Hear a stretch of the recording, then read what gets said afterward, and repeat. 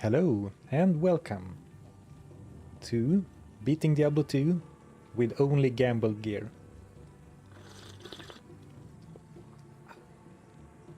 It's raining here today, so I hope you have a nice cup of warm beverage. That doesn't make any sense. It's not raining where you are necessarily. Good morning, hello. We are continuing the gambling adventures.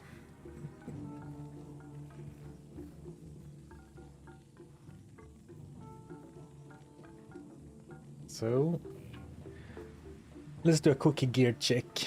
Random claymore. Very random hat. Chat's favorite amulet. Man, the gear really sucks, huh? Magic finder. Okay, the gear sucks. Which is why I titled the stream Gambling is expensive. We need to find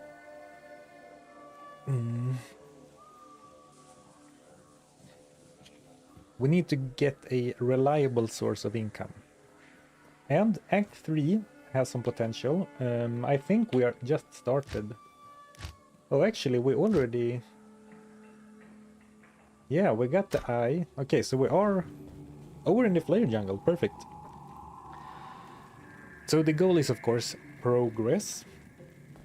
And between Hex Purge and Cleave, and as a reminder, we are only allowed to use the sigils and the Eldritch tree. No demons, no fire spells, no magic.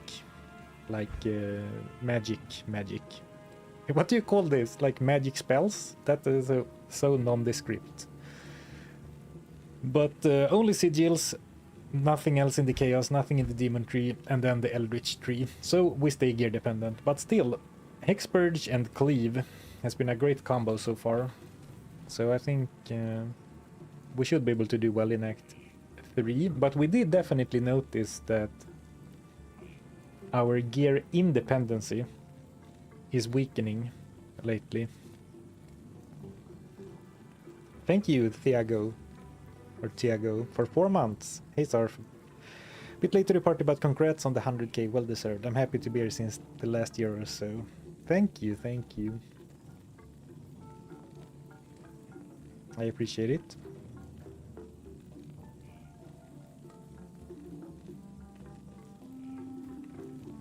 Yeah, Eldritch. Stupid word, Eldritch.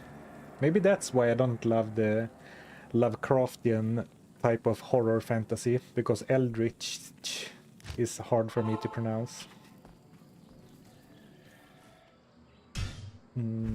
I did play another character a bit, which prompted me to go down to P1, but Players 3 has been working out well for this so far, so let's keep going.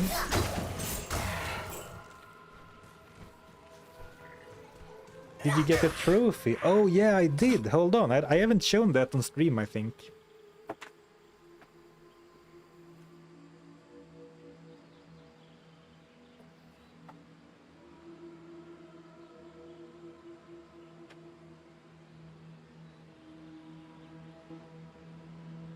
Yeah, here we go. Let me see how it looks. Here we go. Sarfen the loot, or just Sarfen, because that's like the handle. Right, I think you get to choose. My silver play button.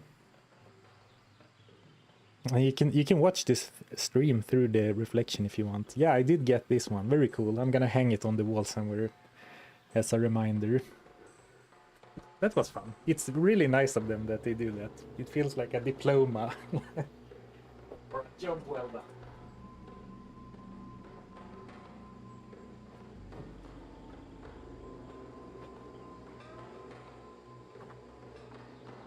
Good day to you, partner.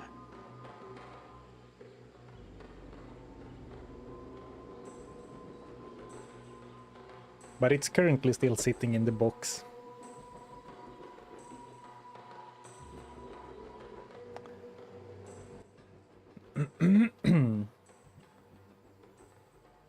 Right, one more sip of coffee.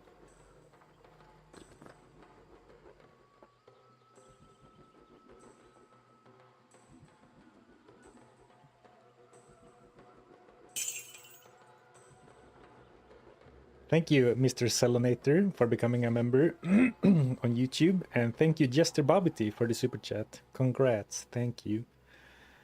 Thank you for the support, guys.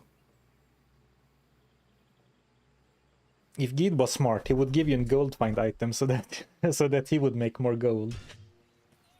True, he would give me a gold find item, so I go out and find more gold, which I will promptly spend.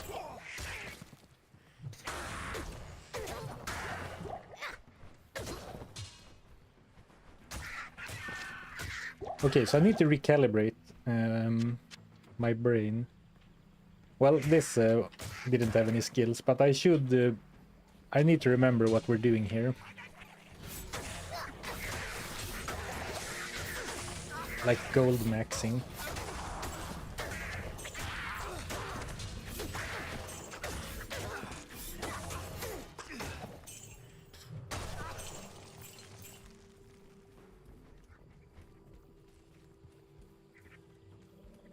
When I was playing yesterday, listening to the No Town VODs, I dropped a rare maiden javelin with +2 to skills, 30 attack speed and 100 attack rating, increased stack size and replenishment. Lucky guy.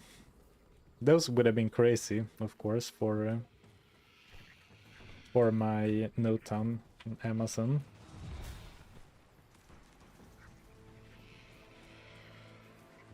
And now we go for a gold one. Well, who knows, one day maybe. Like 100,000 subscribers is such a crazy number.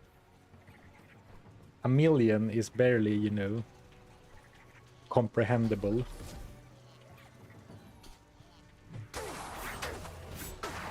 Smash, slash.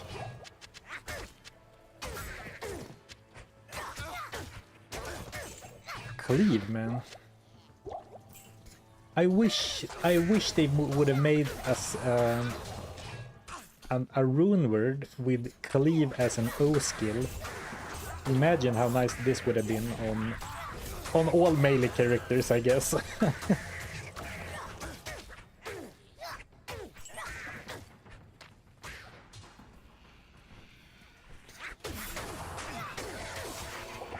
Yeah, and I mean, I think it's fine that gambling is expensive because, yeah, it should be like a gold outlet I am overburdened. where you can spend gold that you don't need elsewhere. And then, of course, it should be expensive because, you know, otherwise you should go kill monsters. But only gambling is, of course, very expensive. Slash, slash. Ooh, resistances are low, and I can feel it whenever I get hit by an elemental spell, like that fire breathing. Thank you, Kra.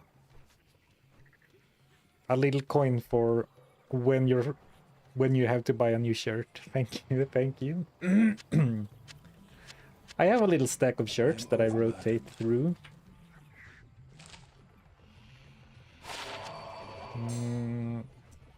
I think we concluded that jewels are more or less worthless, right?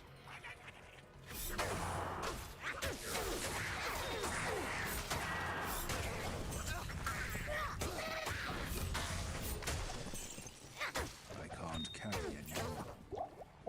Actually, I just remembered we have a lot of, how do you say, latent gold in our... What's happening? Okay.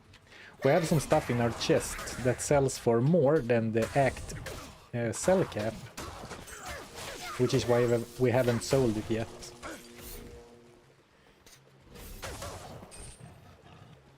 I can't carry anymore. But depending on how desperate we are for upgrades, we could definitely sell some of that.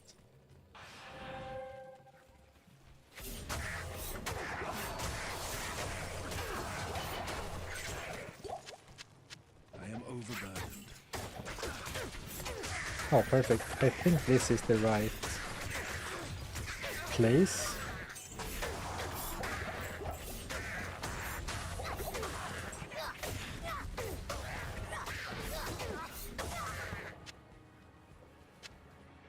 I am overburdened. For the quest, I mean. And the Gheed bin. And I mean, it's going to suck when Ormus gives us a great ring. But we surely should check anyway. Paladin class specific shields mostly sell for 10k. Are you sure about that? My gut reaction was that to disagree. Because didn't I sell a Herald of Sakarum in a video once, and I didn't even get 10k for that? Well, I know there was a rare Paladin shield way back. I am overburdened. So we can go check. Because the thing is that class-specific items sell for less, typically. And Yes. then you add the fact that Paladin shields don't spawn with skills, usually. Which is a big gold value multiplier. So I thought they were bad. Still waiting for Sarfen's Heroes 3 stream. Didn't we speak about that like last stream or something? I am totally down to play Heroes 3. Because I really want to see what all males my age like so much about that game.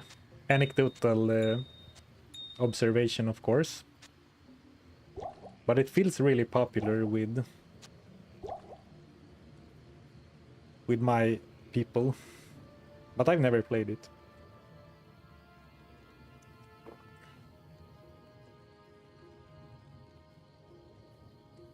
Auto mods don't affect the price. Oh no, that's not true. Well, I just sold it, but you saw when I sold, right? That this one with 2 to Bone Spear, which is a level 18 skill, that sold for like 6k, whereas this one with +1 to Bone Wall, which is a level 12 skill, only sold for 1k. And sure, this is an Unraveler head.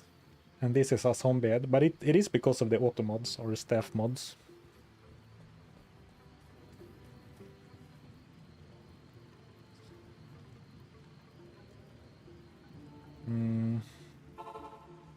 Gheed bin War Staff. Ormus might know what. But yeah, for purpose it sure, serves. non-class specific items that are kind of class specific, like the staff. Well, this didn't have skills, but a staff with +3 to Blizzard will sell for, or actually that's a bad example because that's a high value skill, but like a staff with +2 to, what's a level 18 skill? Teleport will sell for more than a sorcerer's orb with teleport for some reason. So like the true class specific items don't sell for much at all. Where was the shield? Those are staff mods, not auto mods. Oh, okay, so auto mods are... What are those? Are you sure those are different? So this one has 17 attack rating and 16% enhanced damage. Are you saying that's a auto mod? Whereas... Oh, now I don't have anything. Whereas the other thing is a staff mod?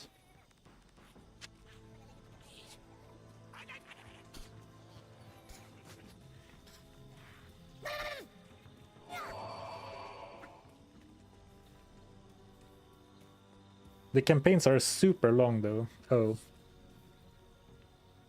I think that when playing non-Diablo 2 games, it is good if they're not too long. Because if I take too long of a break from Diablo 2, people will riot. Hello. Well, here we go. Ormus gave us a triple res ring with 36 gold find. That bastard.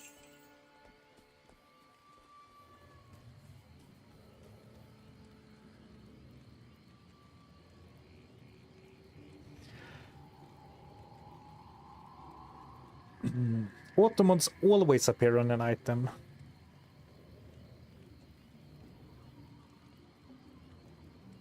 Oh, okay. And staff mods.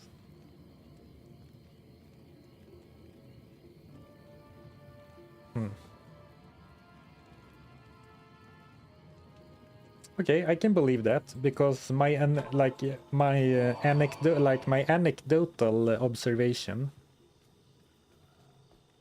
What else would an observation be if not anecdotal? But my observation is definitely that the class-specific items that spawn, like you say, with all res or ED and attack rating on shields and Amazon weapons, they don't sell for a premium, whereas the plus to skill ones do.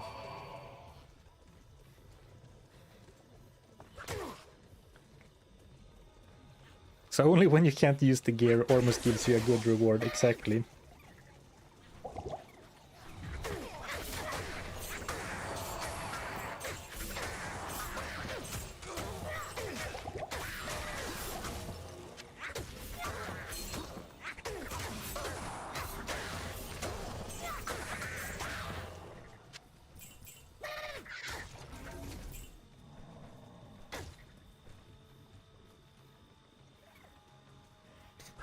I'm still curious what happened to the wallpaper in the new office, or nothing changed.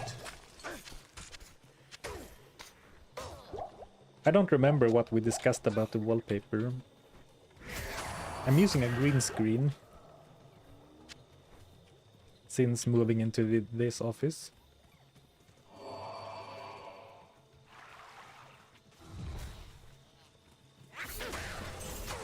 I'm probably not gonna do anything with the wallpaper and keep using the green screen.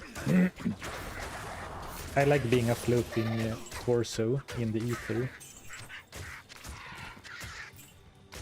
Chain boots I don't think really sells for much, but might as well pick it up in case we need to go to town before we get something more valuable to say. Sell is the word I'm looking for.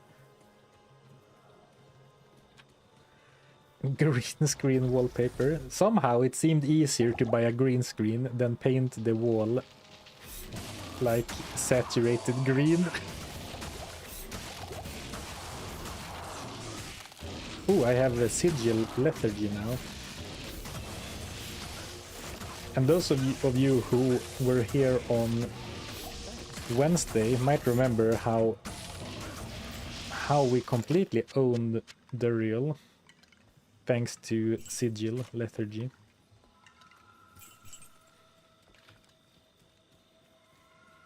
Level 24. Respectable level for being just halfway through Act 3.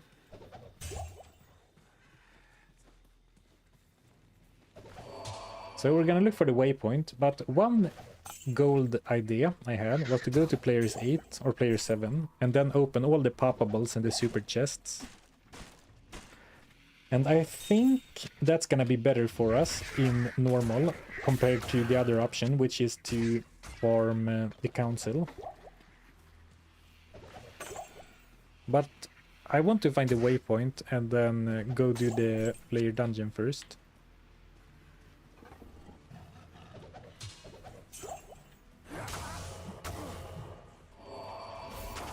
I actually think that slow's target, or any slow, should be nerfed against bosses, like work at 50% effectiveness or something. Because it is really crazy strong. Tome, we can't use that. Maybe it sells for something. Flame Wave is a level 18, right? I could check since I am the Warlock, but I'm not gonna.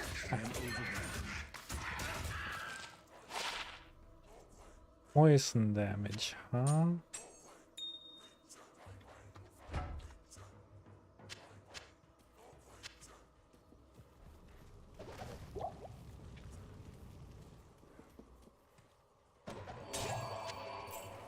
Ooh, Rel Rune. I actually did think earlier that by not going to the Countess at all, we will miss out on, like, yeah, Rel and Tel, and it's good to have at least a Rel Rune in case we really need fire resistance later. Of course, it requires a lucky gamble or a suckering quest to even have somewhere to put the rune.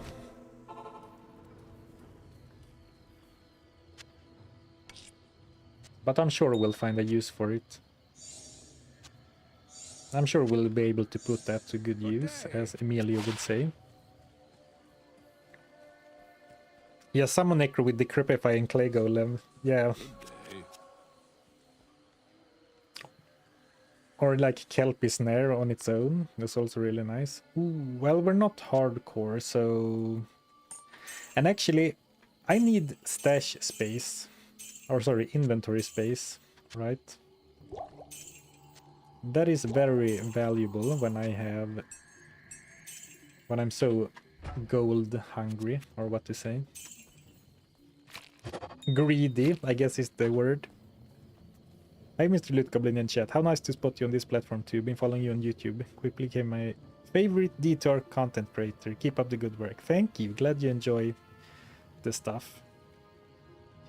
When is a good time to gamble for circlets? In my opinion, right away, because as soon as you can see them, thanks to their high quality level, you can get some good stats on them. And especially because a lot of stats that spawn on circlets don't spawn on helms otherwise. But I don't know what level you need to be for like the best chance of +2 to skills, or like +1 to all class skills, etc. I don't know that. I kind of wish I did.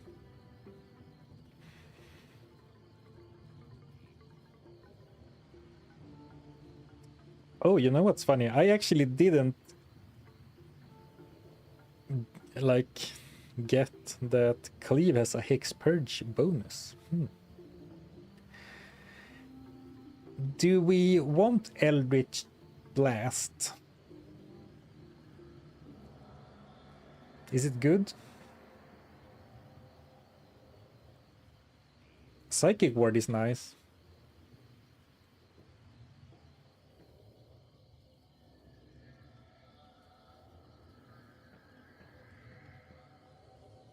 Psychic Ward is nice. Absorbs 240 damage with only 1 point invested. Okay, we can do a 1 point wonder for now.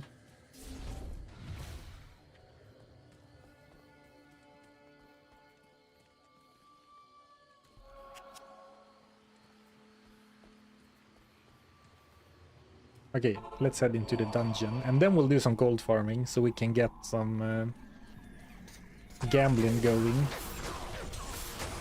early into the stream.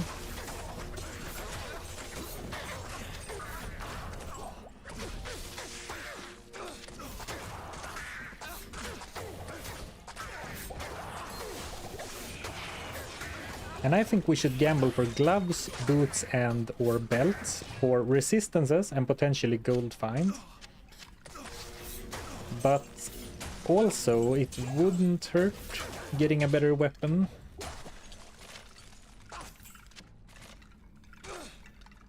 I think the tricky part is like, when do you go for like a helm and a body armor or better jewelry? Because that seems to me like pretty expensive for less upside on average than the other slots. Ooh, this looks like a lot of gold.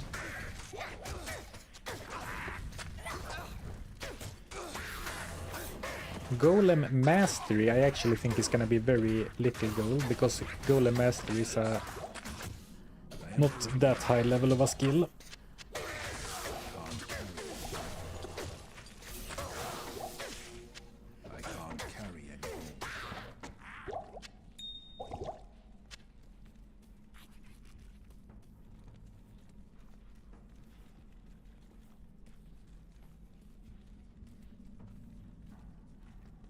So I think weapon first.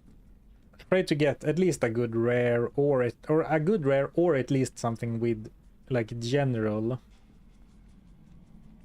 how do you say, general ED, not undead only ED.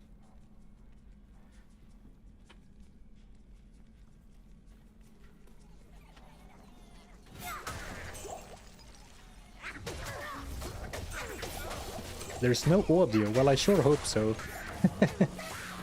I sure hope there is audio.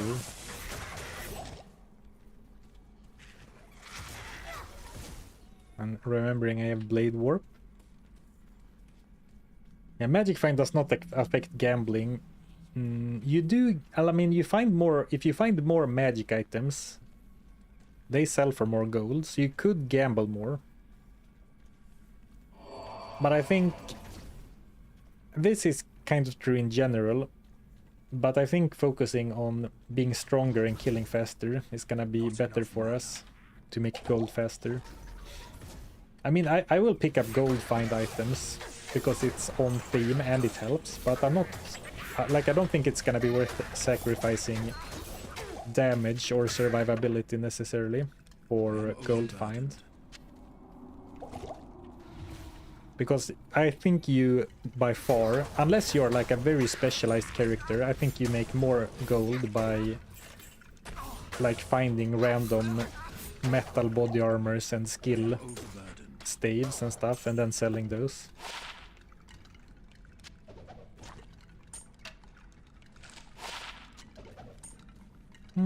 Charms usually sell for a few K.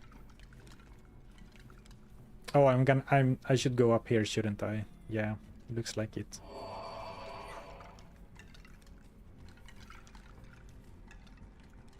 We can get a decent amount of gold find on charms, to be honest.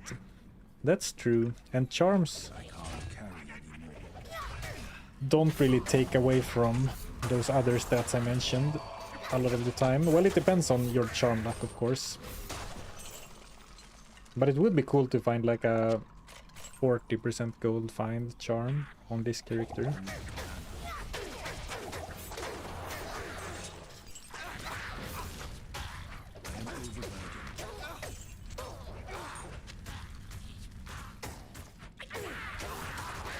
Ooh, almost died there. I can't carry anymore. Banged helms could sell for some, but Dirk definitely. Somehow, oddly enough, I feel more like a hoarder at this time than you normally. Yes. Man, gold cap. Gold cap? Everything is at the gold cap.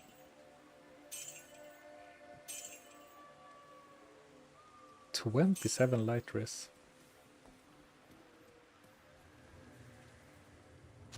How much are we gonna hoard for later acts? Because currently all of these items sell for 15k.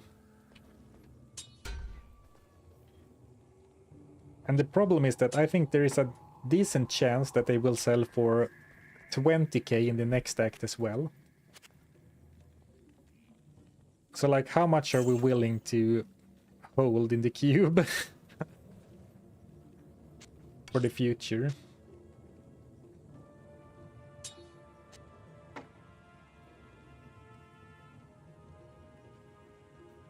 Maybe we should just cash in and do some gambling.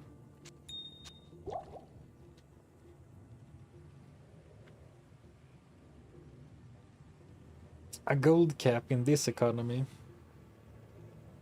Hoard until run out of space. You'll need more upgrades for Act 4.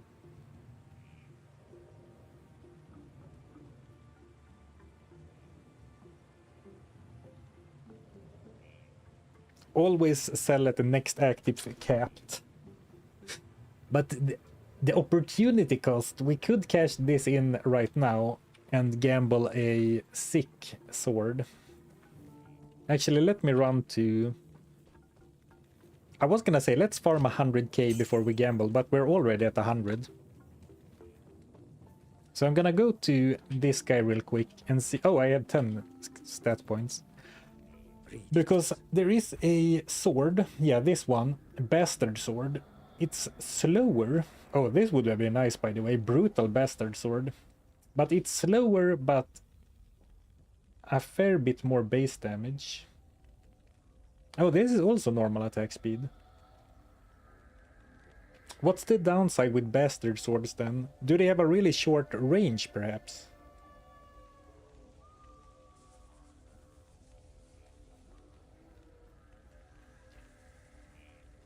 So giant sword, bastard sword. We could get to both of them actually. Could also go for something like a maul. Actually, the maul has normal attack speed, and I know normal attack speed and fast attack speed aren't like the same. It is breakpoint dependent, but like it's a rule of thumb.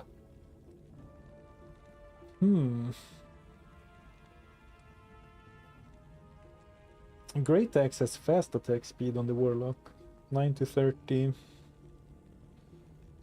I mean, the maul has the min damage of my current weapon's max damage. Oh, it requires 63 strength though, and that I won't be able to get right now. I need at least one more level.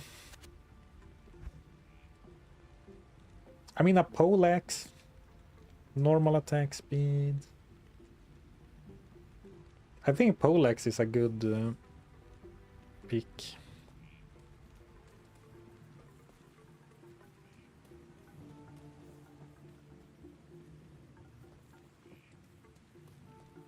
You still have good kill speed. I do, but it could be better. Well, I guess it's more the fact that this one looks so damn sad.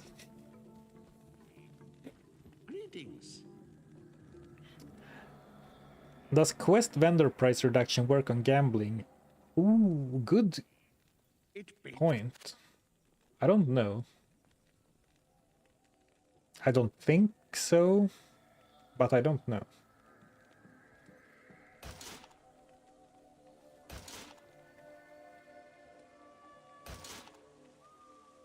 Ooh, circlet too, but that's so expensive.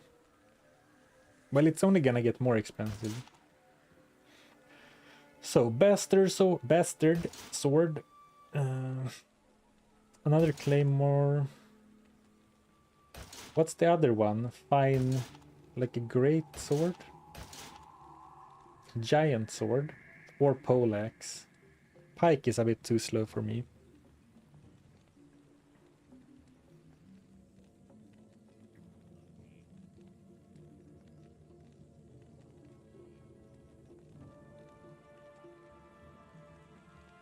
Is it the Lam Esen quest? It doesn't. It does, I believe. Yeah, we get big ED from this, but actually, I mean, it's only 115%, but I think a lot of the damage comes from Hex Purge, the magic explosions. Cleaving with a pike doesn't make sense. I agree. The Great Axe.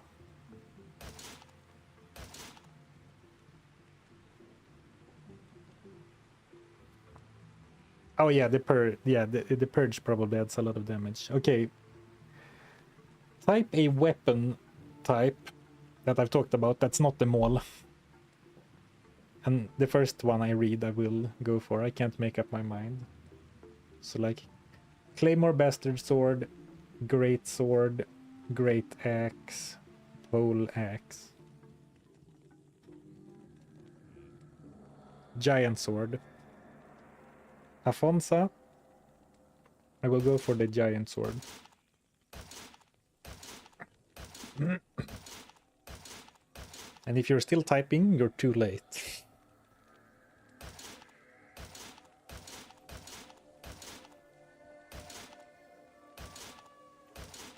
That's fun. I very rarely have used the Giant Sword. I guess the reason why is that it has low damage. Mana Steel.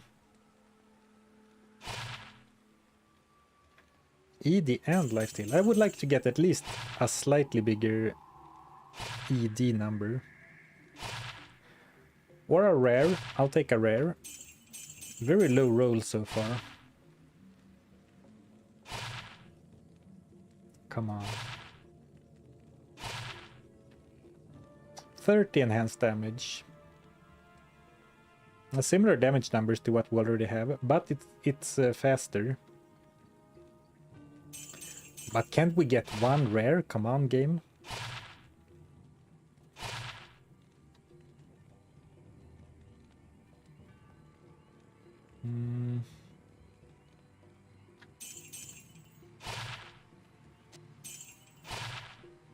I mean, gambling is expensive, but you do get a little bit of the money back each time, right? 11 to 36.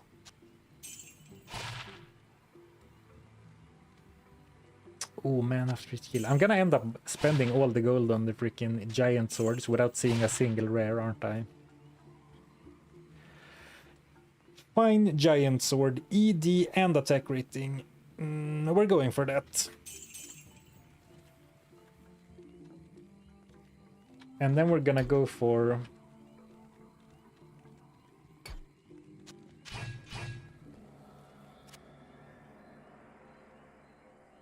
pretty sad to not see a single rare, but you can't get lucky every time.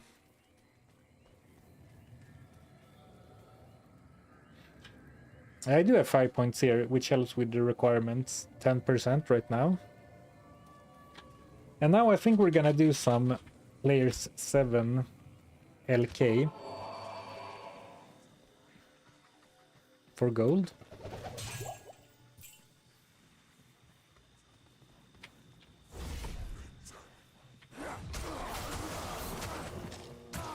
I don't think those were players 7 monsters.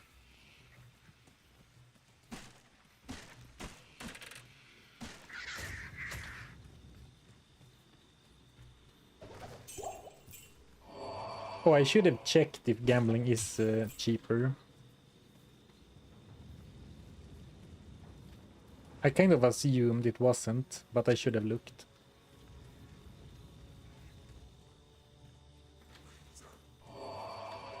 Okay, so here's one bonfire. I don't think I've seen another bonfire yet.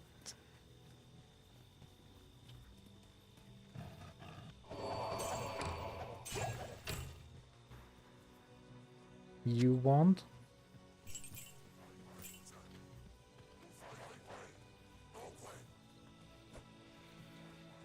I'm farming fires in 2 fire LK map for 3 days, and best I've seen is Mel.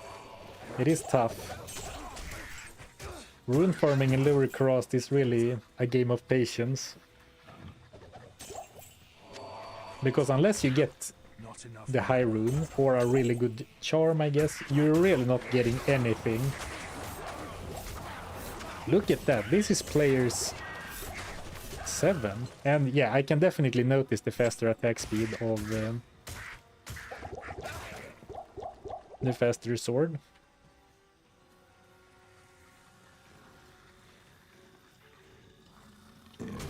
Doesn't help that the load times on Steam Deck are not nice. Oh yeah. You're very vulnerable to slow load times when LK farming.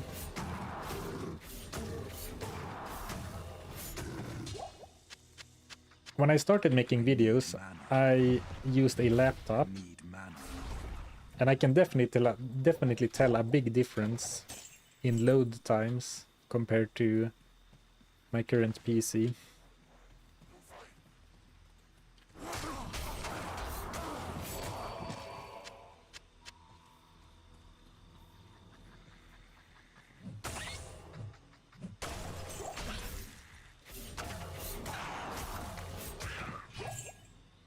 I am overburdened.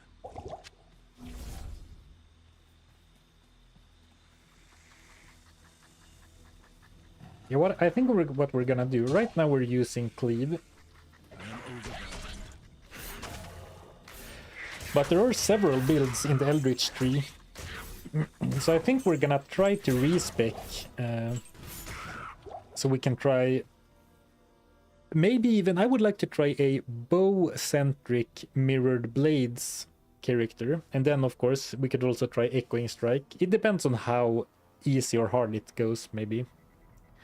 Because people have told me that it's still very strong. Like, borderline too strong, even after the nerf. I haven't tested it myself, though. How much does a cracked circlet sell for? Probably more than a jawbone cap without skills.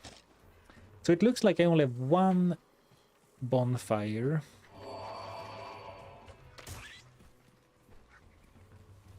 Sadly. But we can go around popping random objects as well. I am overburdened.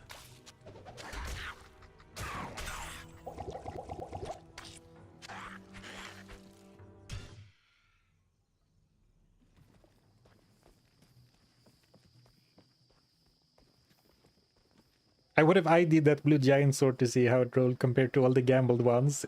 I didn't mention it, but I saw the giant sword and I explicitly avoided identifying it. Yes. Because of that reason.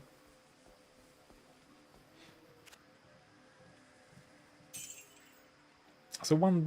okay. 1700.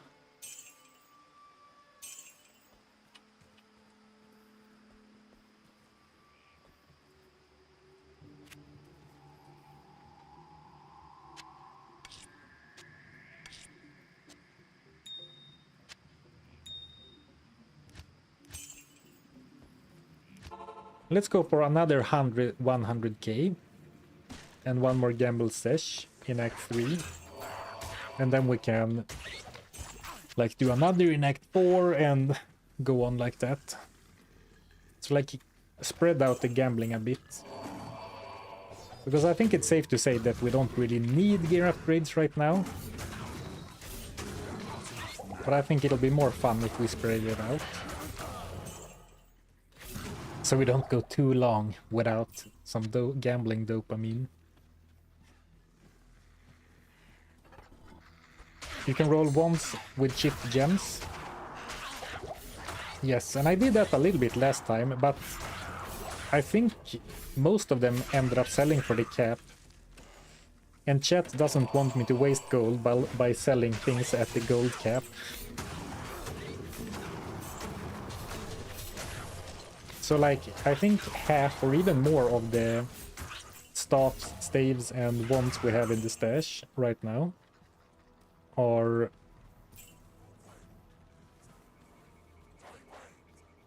selling for the cap, which is why we're still holding them. Wait, where is the bond? Oh, it's up here. I got lost. I lost the bonfire.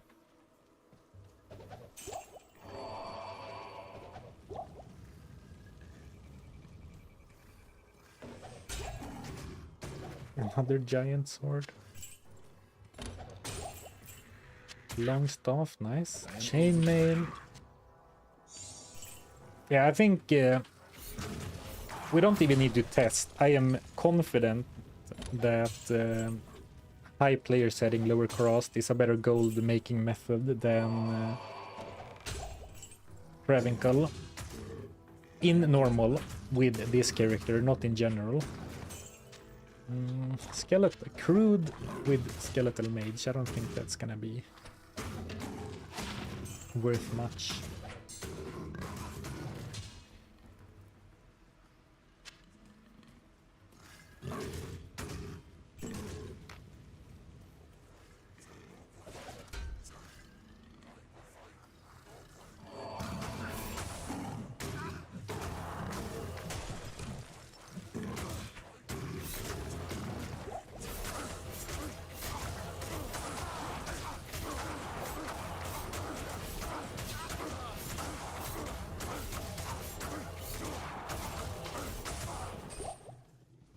Ringmail. I can't.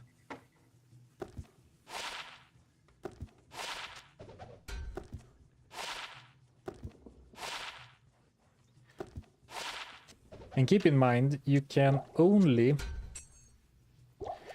reroll weapons with the cube, with the 3-chip gem thing. So I couldn't reroll like the bad antlers and stuff.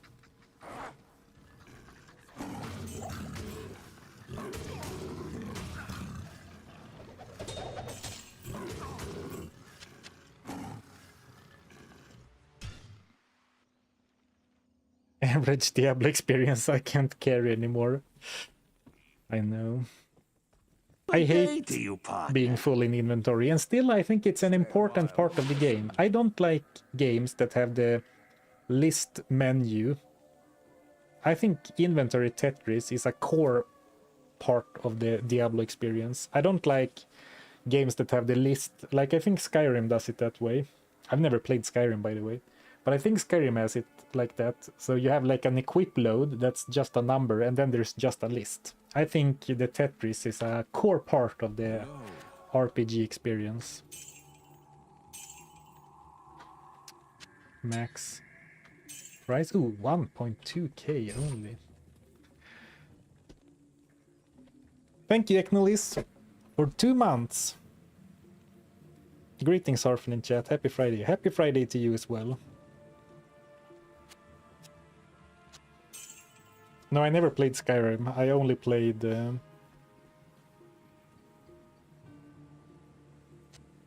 Diablo 2.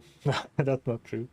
Chris Wilson recently played PD2 and talks about the importance of town cycles.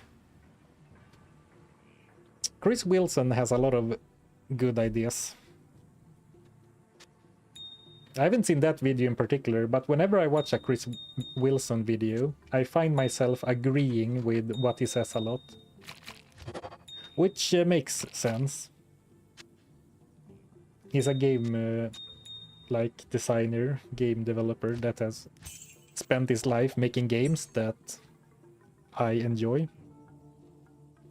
Surfing in Skyrim, you can carry more than your limit. It just makes you move slower.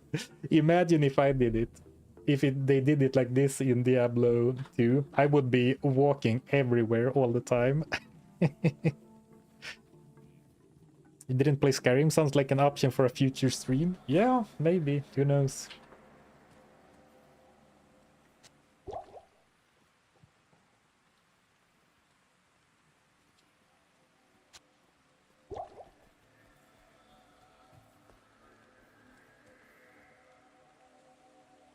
Can you please briefly go about your gear? In the pinned message, there is a link to see my current gear, but I'll do a quick flick through anyway. There's not really that much to take note of. The only thing that has changed today is the sword. And I think this charm. Yeah.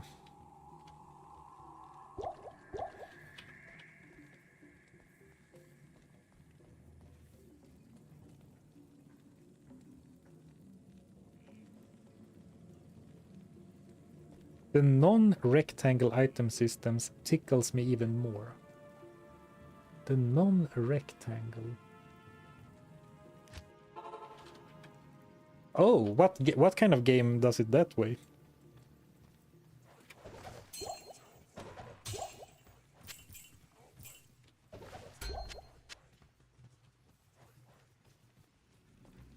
Charms are allowed, yes. And you can pick your own justification. Either you can say, well, they aren't gear, so they aren't included in the gamble gear rule, or you can say that they are allowed because you can't gamble them. Well, actually, I wouldn't allow myself to use a book, a codex, even though you can't gamble it. So that doesn't really cover it, I suppose.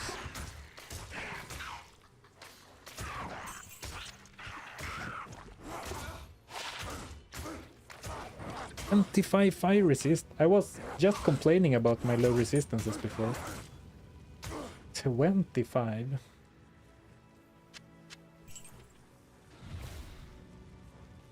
Very nice. That is one charm I could easily see myself carry all the way into hell. Of course, the problem is that the more random items I log I carry around with me, the less space I have for loot.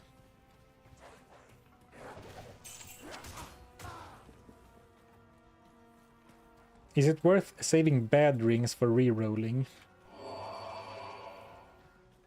Well, I couldn't wear things I re-roll.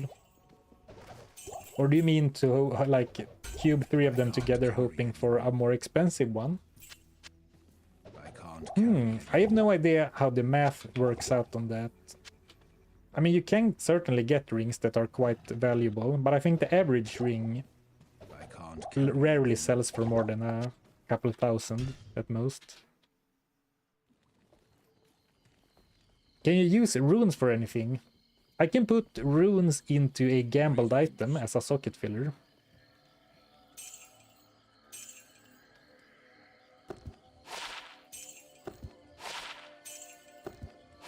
Too lazy to go to Deckard Cain.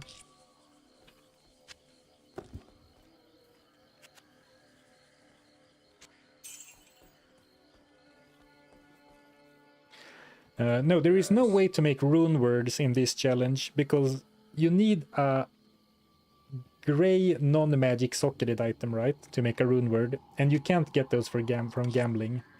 The lowest rarity of item you can get from gambling is magic. Oh, and this is nice too. So actually, let's get rid of some of the weird charms. Like resistance charms, I think are good. Gold find charm is optimistic, but it's all right. But like 6 poison damage, tiny bits of cold damage, I don't think I need those. And they do take up inventory space.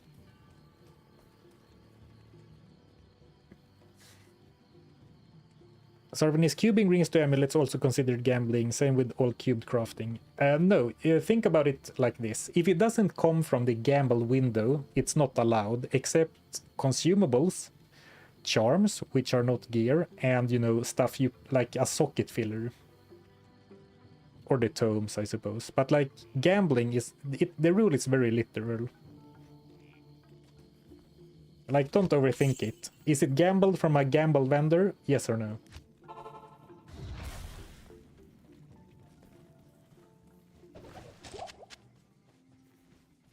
I would keep the poison charm for poisoning, stopping regen later. That's like the idea why I kept it in the first place, but I figured I'll find some poison damage later if I need it. Well, maybe I won't. Sadly, now it's too late. It's gone from the merchant. Not enough mana. I'm gonna unbind Hexbane for a while. Because I keep casting it on accident, and like my pre-buff spells are very expensive. 29 and 20 mana.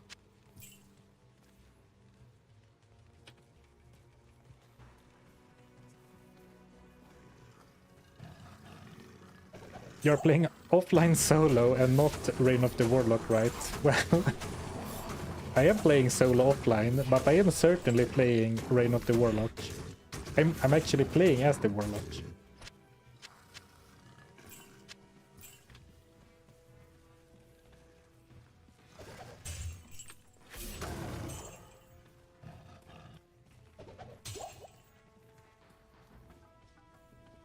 Maybe you're asking that because I don't use the shared stash tabs, and that's because I keep all my stream and video characters, really, completely solo self-found.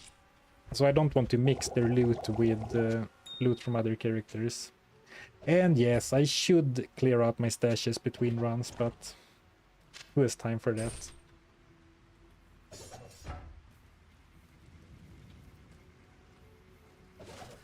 Are you sure? It looks like you're playing Loot Lock. Not much war going on here. I'm killing stuff all the time. In the name of loot.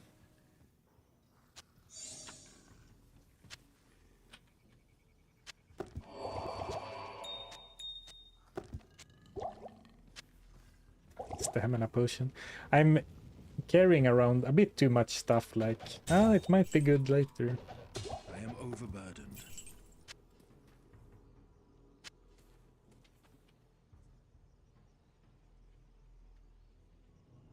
Hmm.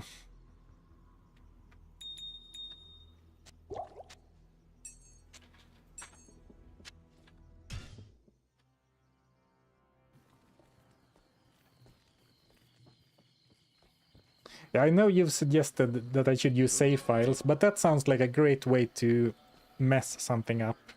Like back up the shared stash files and move them around every time. That seems like too high risk for someone like me.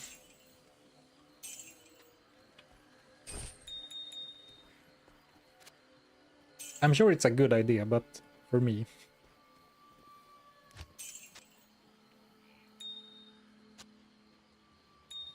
So many gems. Okay, so maybe one more run, then we'll have another 100k, and then we will gamble some...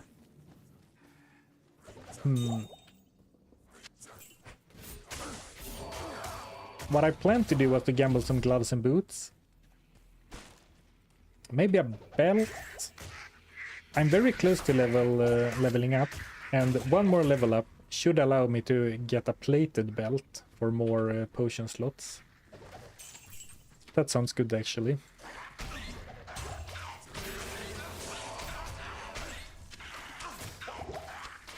The only downside with circlets is that then we're gonna gamble 3 circlets and the gambling session is gonna be over.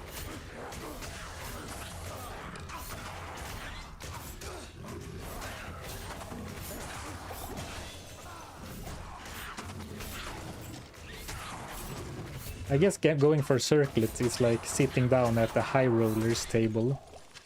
I can't carry you.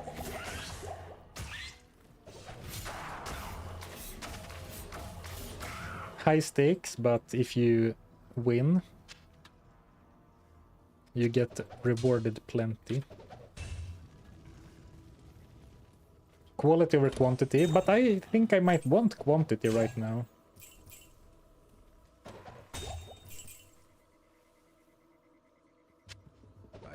I mean, you never know with gambling, but isn't it kind of likely that... I mean, it should be really easy to upgrade the gloves, the boots, and the belt. I mean, they have resistances, but it's so little.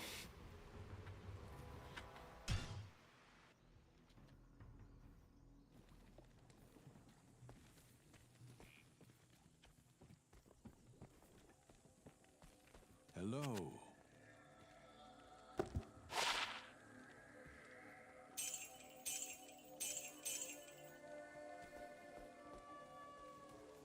I actually don't made it in that run. I found very little of value.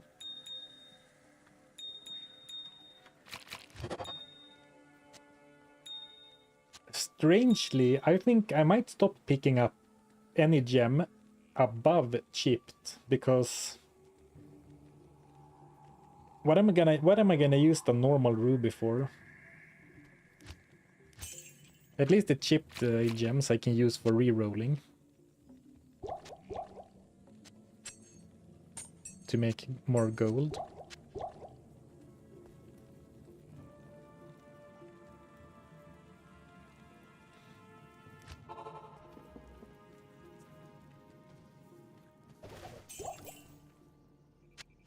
Upgrade the gems.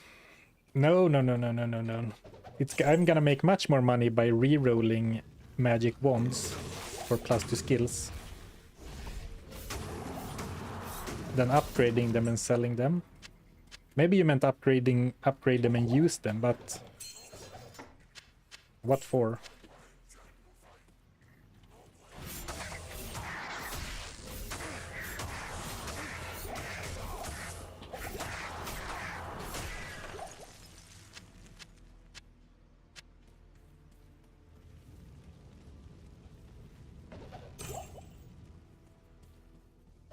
Well, I think I will keep the topaz. Actually, let's commit to a low MF run. And let's make it like explicitly, so I'm not Overburdened. tempted in the future. I But can't like carry diamonds could be good, because at some point I think I want a shield.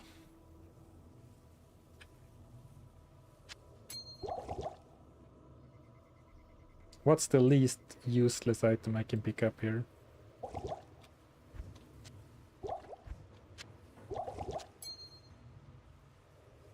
Studded leather? Doubtful. Good day.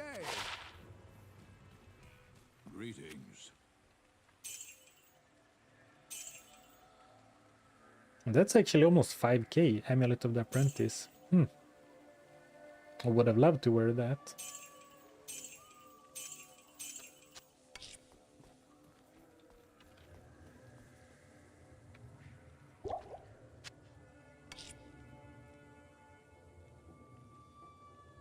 Okay, let's get rid of all the non-diamond gems.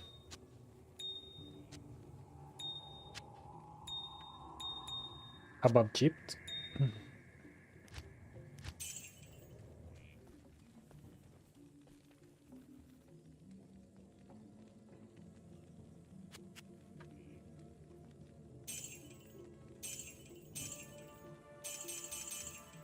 Another 10k.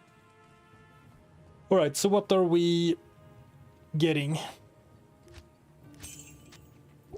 I would like to go for belt, then gloves. But I mean, we are almost certain to get a upgrade to the helm if we go for circlets.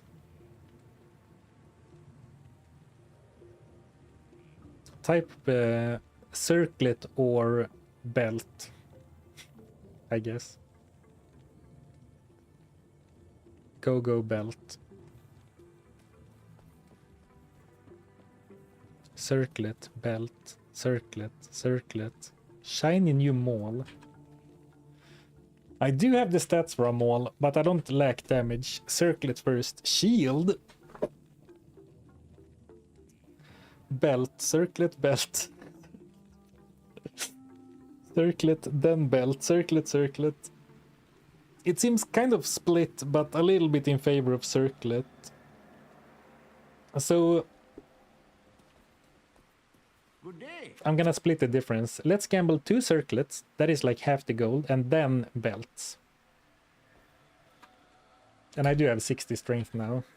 I wonder where the... Oh, it comes from here and here and here. So I need to be a little bit careful, because I don't have 60 hard points right now. Okay, so let's see. A pair of heavy boots is 5.3. I guess we can check. So circlet is 32k. So let's go back to Act 1 and see if it's cheaper.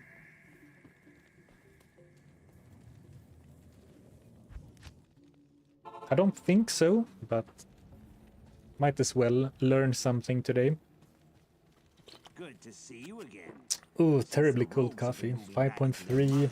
It seems like it doesn't matter for gambling. Yeah, 32k. But Gheed is our bestie, so might as well gamble from him. Okay, so 2 circlets. And then we go for plated belts.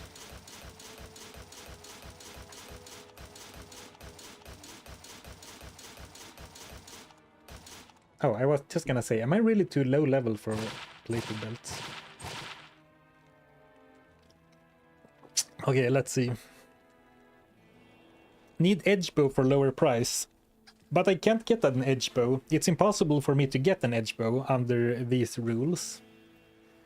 Because you can't gamble a non-magic socketed bow, so you can't make edge. Mechanic circlet. 1 socket.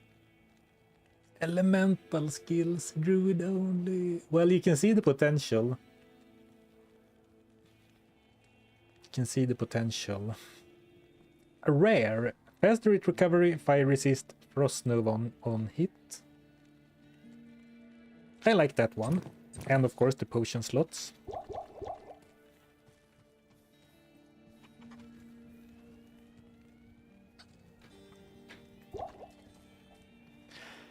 Would have been awesome to have more resistances, but you can't have it all.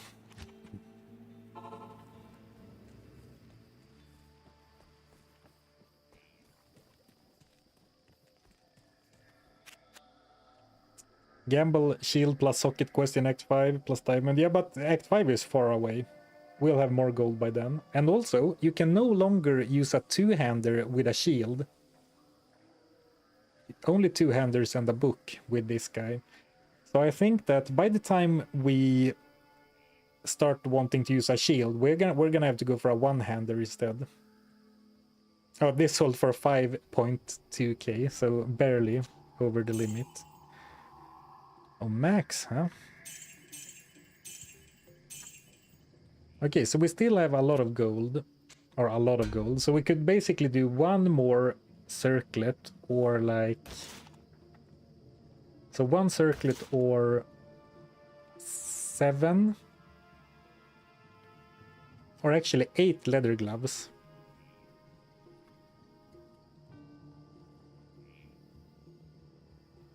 I think I'm gonna go for the gloves. Well, actually, no one wrote gloves. It was all belts and circlets. So let's go for one circlet. And then next time, I will decide what we gamble. So we get some, reasonable and responsible gambling done. And not just shooting for the jackpot.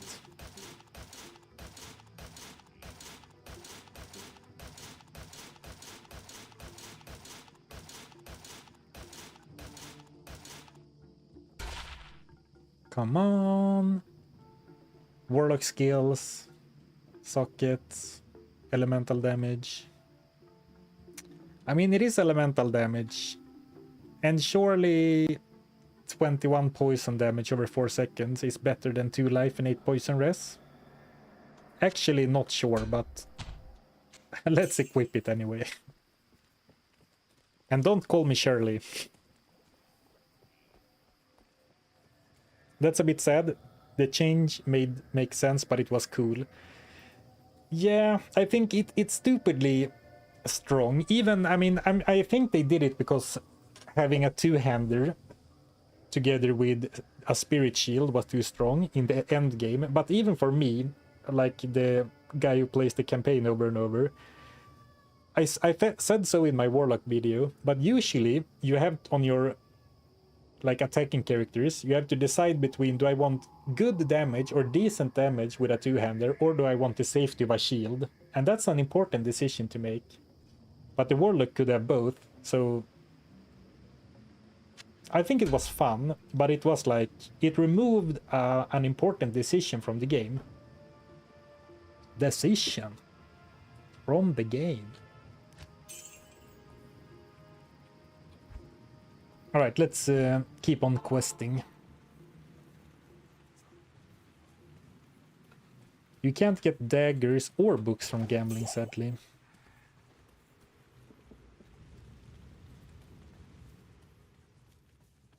Good day to you, partner. Hello to you too, Bloody Hunter.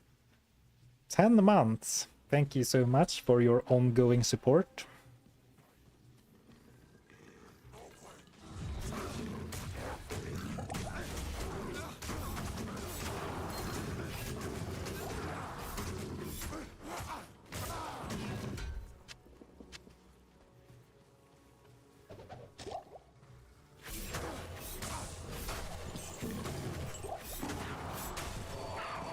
Who is your favorite NPC in the game? Isn't it obvious?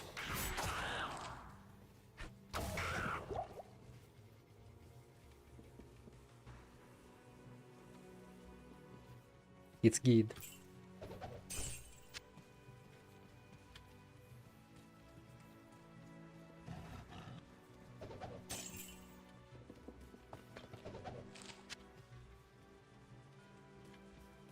Oh, is old gear good for Merc? Oh man, I completely forget about the mercenary. Oh, we did gear him up at some point.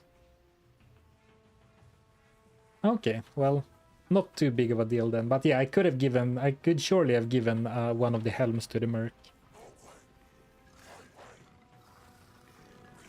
Okay, fair point. The mercenaries, I guess they are NPCs.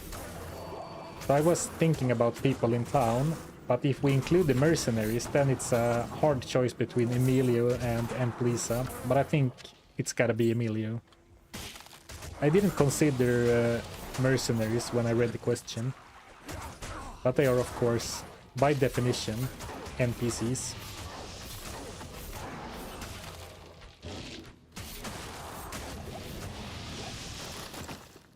Non-player controlled.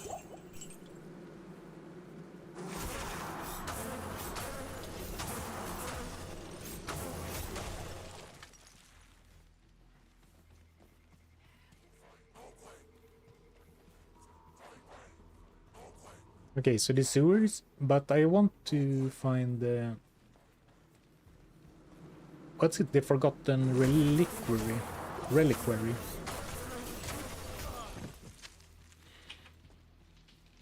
It's kind of funny, right? The Forgotten Reliquary, but it's definitely the most remembered of the temples in Kurast. Can you name any other temple? The Disguised Fane, I know, actually. So I do remember one more.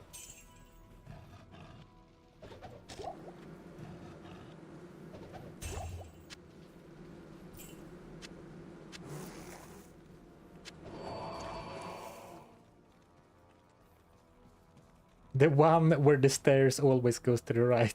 Exactly. That's the Disguised Fane.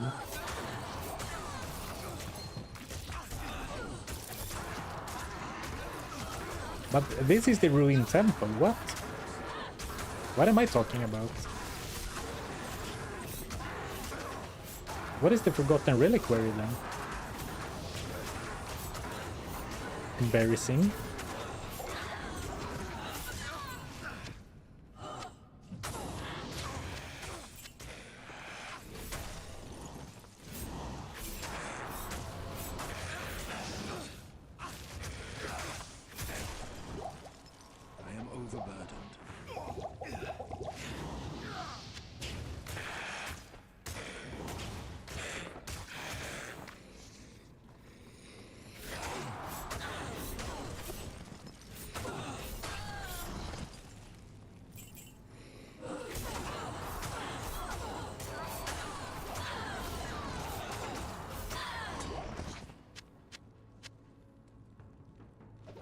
Carry anymore.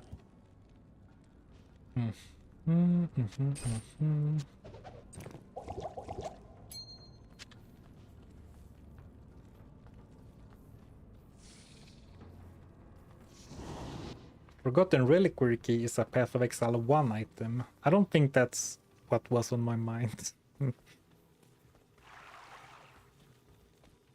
Isn't it one on the bridge? I guess it is, because there's no more, there's only 2 here, and I don't know if how many there are in the Upper Kurast, but I never go into anything in Upper Kurast, if I can help it.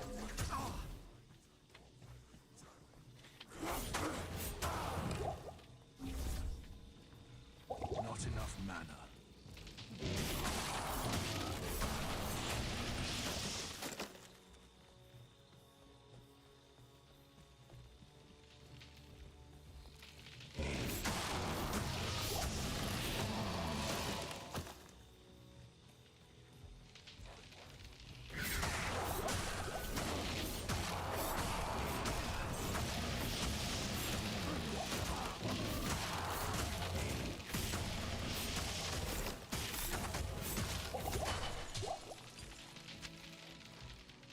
Nice, nice, nice.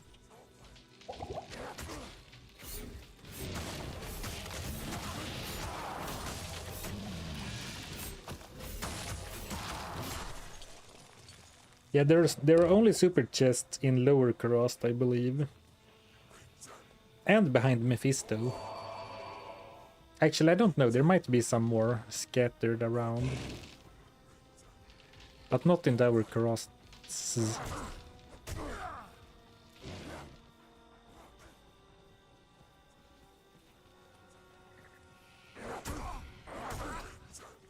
I do the temples when I'm going through these areas because they have uniques. sometimes, like, if I find myself being under-leveled, I like to do the temples.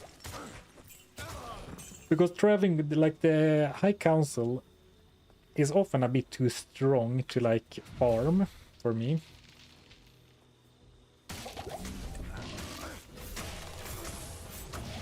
And I think one of the temples on the bridge usually has beetles, and they, of course, always give good experience.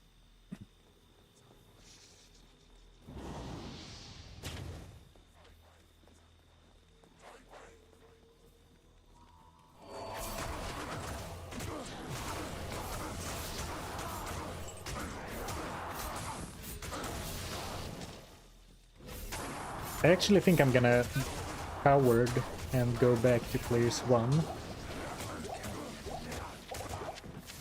for Travincal.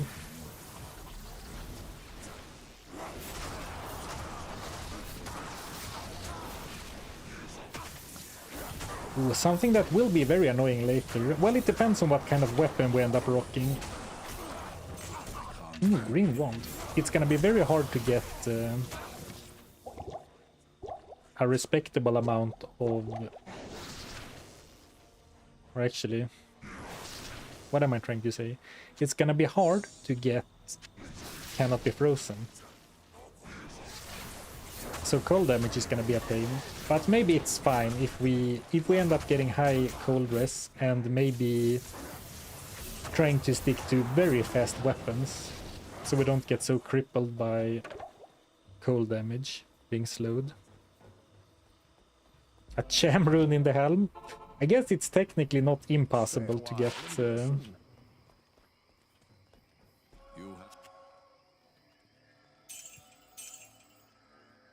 Sanders Superstition.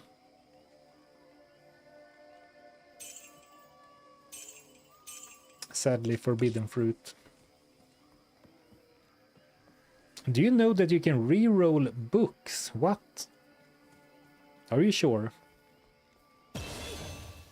So, Well, like with 3 chipped gems? discovered a way to possess the body of a demon. Interesting.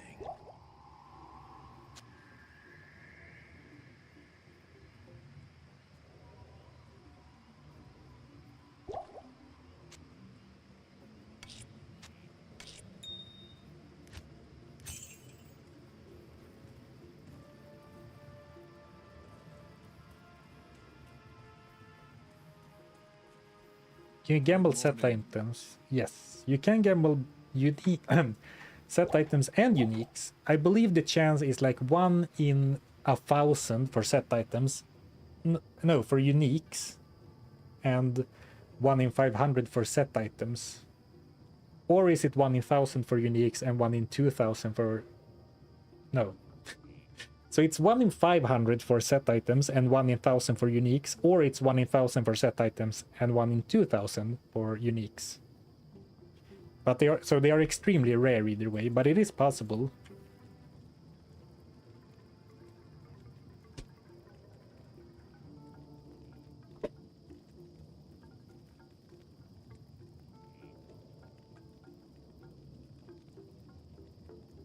Books are great value for 4 inventory slots, by the way. From what I've seen, it's similar to like a Necro offhand. They only sell for a decent amount if they have lots of +2 skills.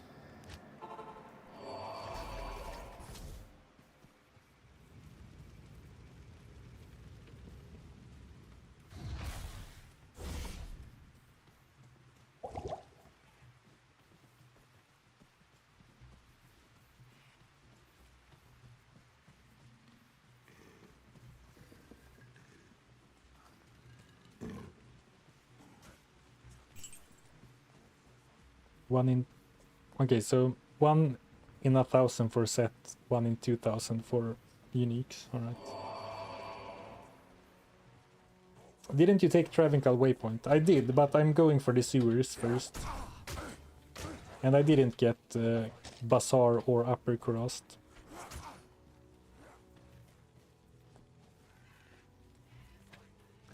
Oop. Okay, let's go for a lucky sewer map. Did you see what I did there? I went here, then I changed my mind, but then I said, nah, let's go with the first one. So now you know it's gonna be over here. Actually, I need to check.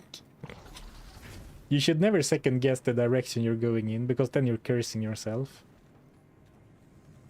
Okay, it doesn't seem like it was at least immediately in that direction, so then I'm gonna go with the original idea of going this way.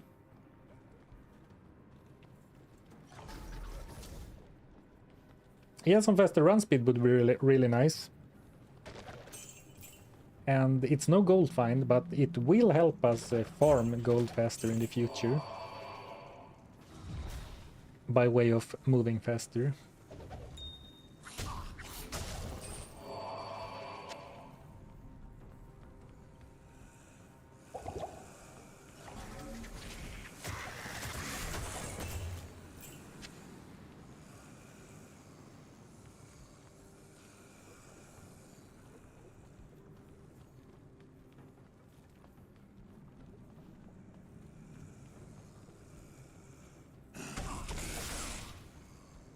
Someone posted the other day that they solved the Arcane Sanctuary. I didn't fully understand the video, but apparently you can tell by graves inside the tower.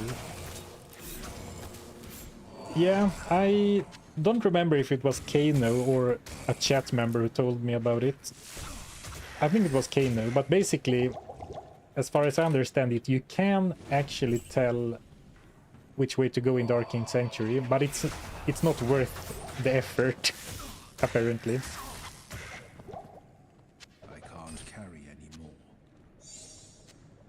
I don't exactly understand how that works. Like, you can tell, but it's not worth the effort. But that's what I heard. But it is cool because it was for a long time believed that the Arcane Sanctuary was one of the few truly random maps.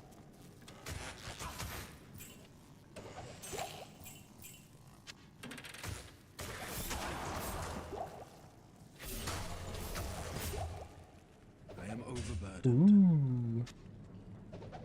Mana. No, I read mana potion. Magic find shield, but of course it's a drop.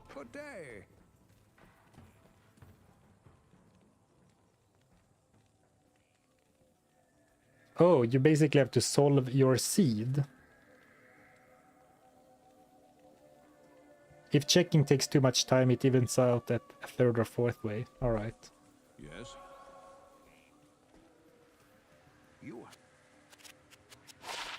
Well, it sounds like way too much for me to concern myself with, if I'm honest.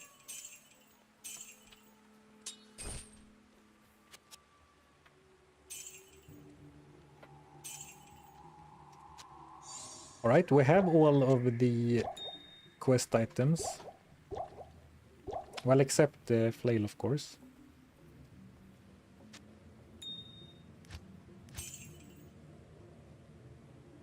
We could give this to Ilsan, but I mean, it is better. I'll put that to good use. I guess. Well, I think I would rather not have it there, because then I will remember that I can sell it in the next act for more gamba.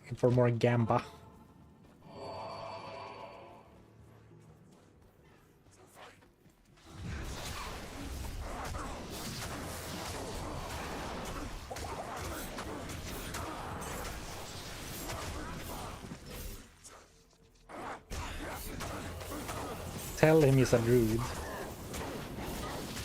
Yeah, he could use Fiori instead of Jab, I suppose. Didn't I lower the player setting? I did. Maybe these enemies had already spawned, because this doesn't feel like players 1 enemies. But yeah, I don't remember when I reduced the player setting, so these might not be players 1.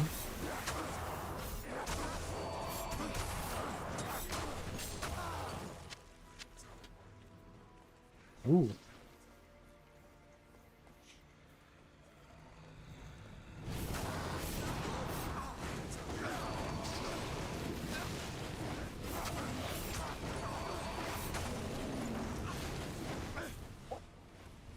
The fire res on the armors coming in nice in this battle.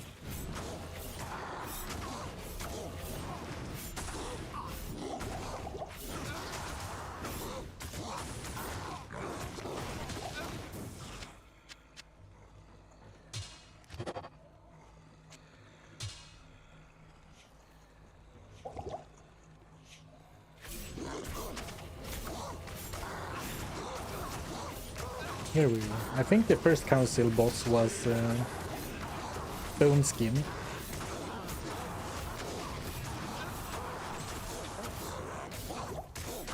Open wide the maw, that I might step inside. Nice.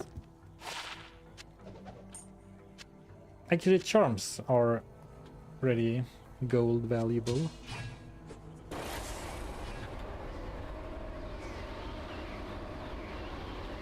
And don't forget to do the flail is clearly a consumable joke.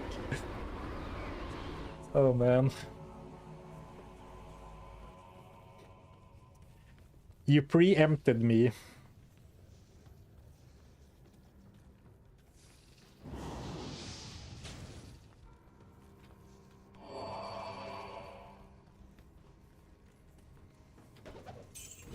Oof.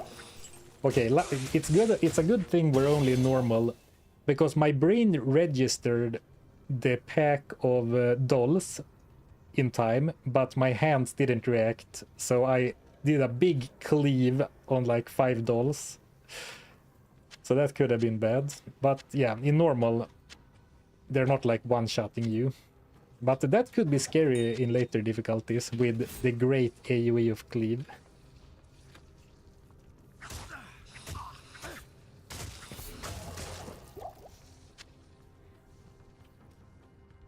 I'm gonna go for 60 strength, just so that I don't find myself in a position where I can't replace one of the gear pieces without losing the belt.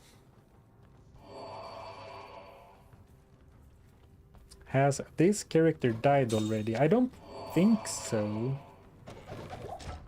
I don't think he's dead. He has died.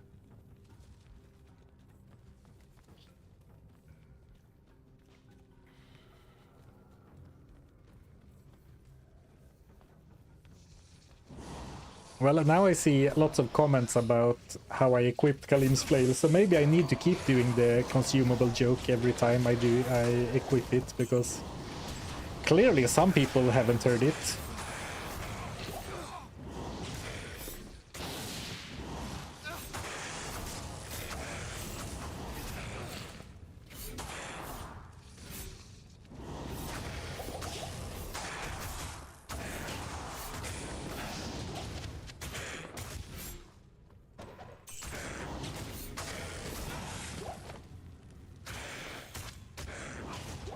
I've also noticed the not Hawaiian shirt issue. Man, like the online people didn't joke when they said that your audience doesn't like change. I guess that's people in general.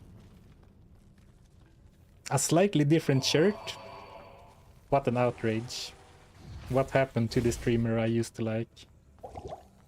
Not even a pattern on his shirt today.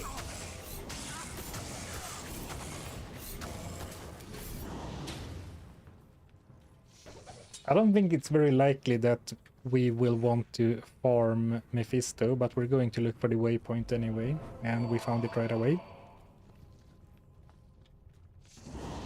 And a haircut. Well, I think I think you're gonna have to expect the odd haircut. Otherwise, I mean, if I don't cut my hair, it's gonna change in the other way. Eventually, I'm gonna be like a glam rock. A glam rocker.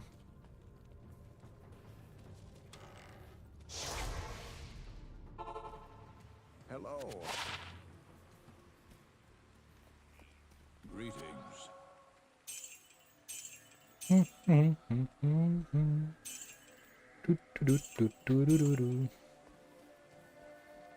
Oh, I like sold my 1-4 lightning damage charm, but it turns out I had 2 large charm of shock.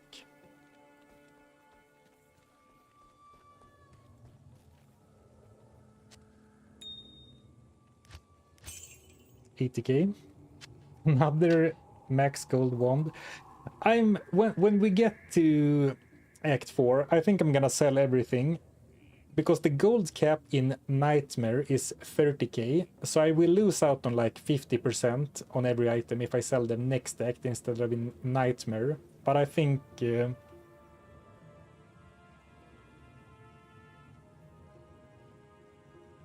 I wanna gamble soon. Oh, skill points too. What do we think about Eldritch Blast? Actually, is Eldritch Blast free? It doesn't have a mana cost. Or is it a graphical bug? Let's give it 1 point.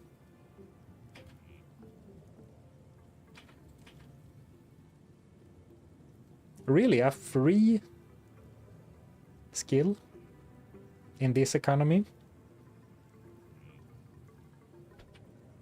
Seems a bit random.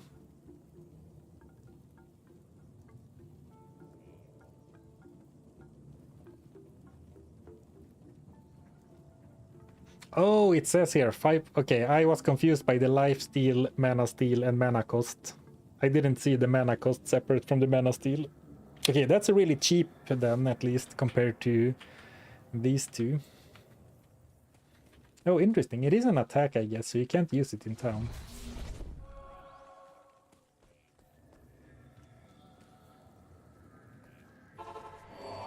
Let's see. Not great damage, but it's like passive while I'm doing other attacks. Is it even doing anything?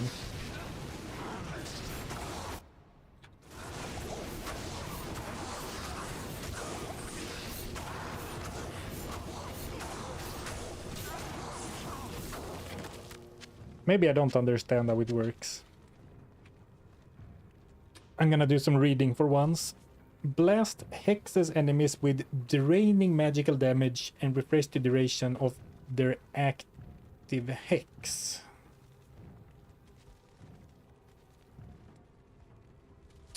Oh, okay.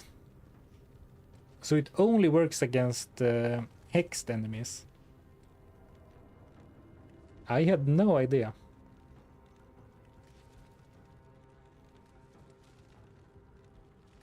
And that makes it seem kind of mediocre to me, but let's not be too critical.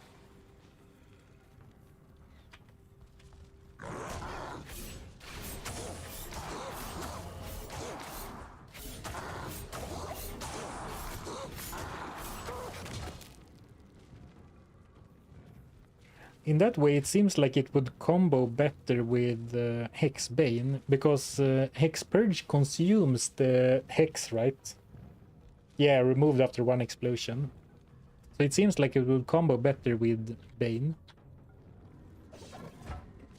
Well, it's a nice little...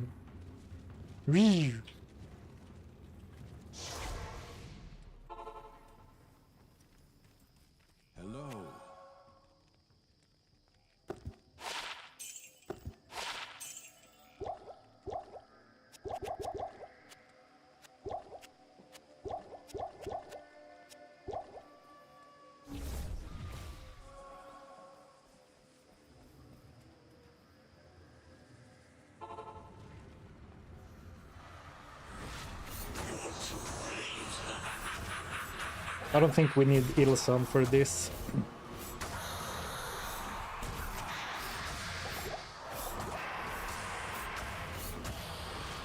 One, two, three, 4, 5, 6, 7, 8. So I need to recast it after 7. 1, 2, 3, 4, 5, 6, 7. And then sigil. 1, 2, 3, 4, 5, 6, 7. 1, 2, 3, 4, 5, 6, 7. Sigil. 1, 2. Learn to count with the loot goblin. Ooh.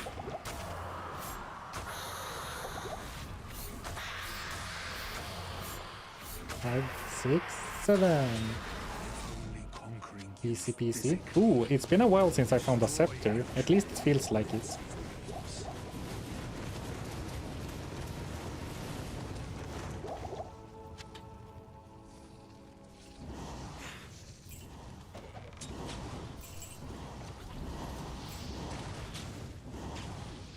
I thought this new Warlock character was going to be overpowered, but it seems like a Druid Paladin combo, but crappier. Well, I think I'm playing the weakest self-found Warlock build. Like, I used a half-baked Flame Wave on a playthrough, absolutely destroyed. Then I used Miasma tree, absolutely destroyed. Summons also are really strong, so I'm using the worst, or not the worst, but the most gear dependent build by like on purpose. It refreshes the hex duration. Yeah, but Purge consumes the hex when it explodes, right? What do you need?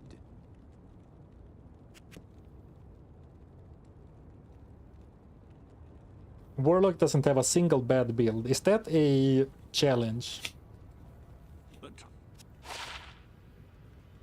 I kid, but you are right.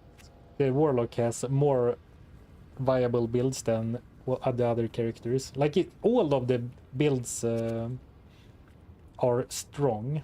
Like, there are, for example, the Amazon. You can use a bunch of different skill builds, but some are definitely pretty mediocre, whereas it feels like the Warlock, all the reasonable builds are very strong.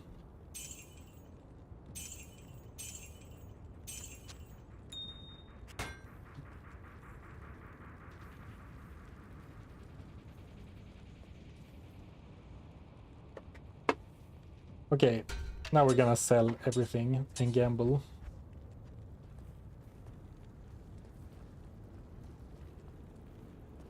What do you need?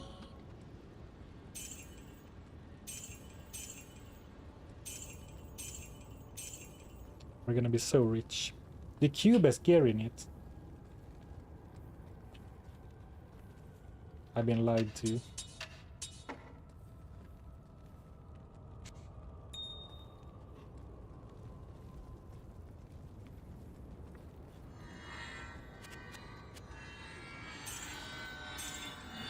This one was the perfect sell, by the way. Oh, you can't see it, but one item sold for like 19,300 or something. That's the perfect item to sell here.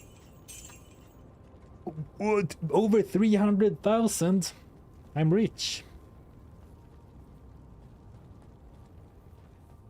I saw people made a full-on Eldritch Blast build, and even that was playable. Oh, really? That surprises me a little bit, but it makes it like it drives the point home that every build is valuable, viable. Okay, I'm gonna take a quick break. You can make requests for what to gamble. I will say though that I do want to, with this much gold, I want to do a mix, like maybe a few gloves, maybe a few boots. I mean, the helm didn't turn out great, and to be honest, the weapon isn't great either. Rings, yeah, rings, we could do rings. I mean, this ring is pretty bad. This one's also pretty bad. The amulet is also bad, but I guess you like light radius. Okay, BRB. Yeah, boots for run speed would be nice. Better circlet, clearly.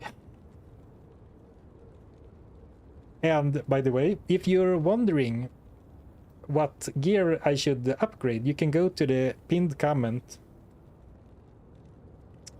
and check all my gear, courtesy of Paladine's awesome, how do you say, always up to date gear extension. So shout out to Paladine. What a nice website. Yeah, I agree.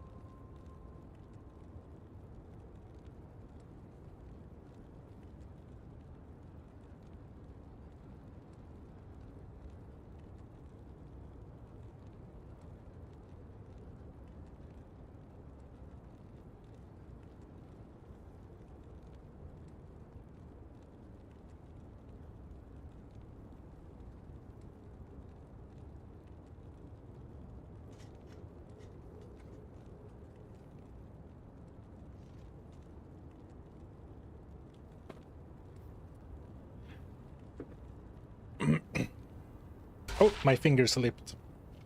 So what are we gambling?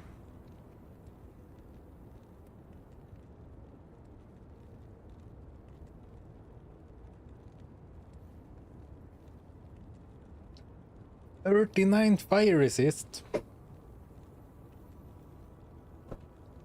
Another light radius amulet. Claws. Actually, let me rant a bit. Why can you gamble claws but no other class specific items? What is this favoritism? Someone at Blizzard HQ back in the day really liked the assassin. Yeah, I'm set on fire resist now. Look at this combo. Okay. You know, sometimes I'll put that to good use. playing a silly goose works out. I was doing it for a bit, but it paid out handsomely. Okay, what are you saying? A big bonky boy maul. I could actually see going for a maul. It's gonna be so much slower, but you can't really go wrong with upgrading your weapon, to be honest. At least in normal.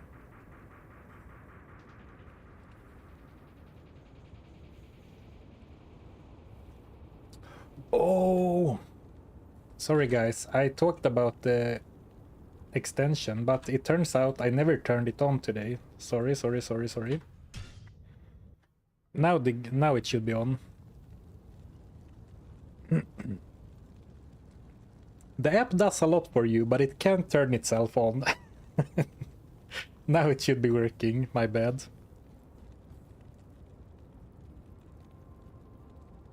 As you played the Warlock a bit now after the changes, how do you like them? Well, to me it feels no different yet, because I haven't used Echoing Strike or Bind Demon.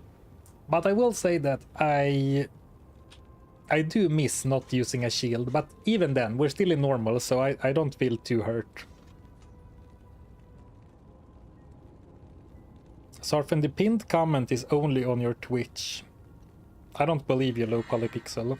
I can see it in my on my stream, but YouTube is for some reason trolling big time. So sometimes the pinned message is at the top of the chat, sometimes it's at the bottom of the chat. If you can't see it, you must have clicked dismiss it or whatever, or maybe it's a bug.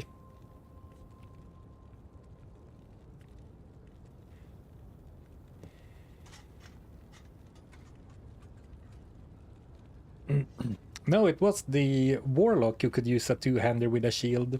The Barbarian can dual-wield two-handed swords.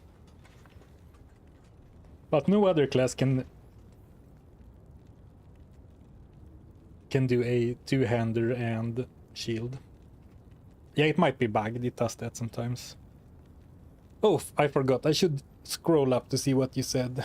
Claws. Well, you just want me to buy claws. Polearm rings. Yeah, I mean, this ring is really bad. I mean, this is arguably worse. It's so expensive though. But it shouldn't be too hard to upgrade from these. But like, what if I get a FCR one and then a, I don't know, not a ring with like 1 to strength only? In a way, gambling rings feels like gambling circlets, but they are more expensive with slightly less potential.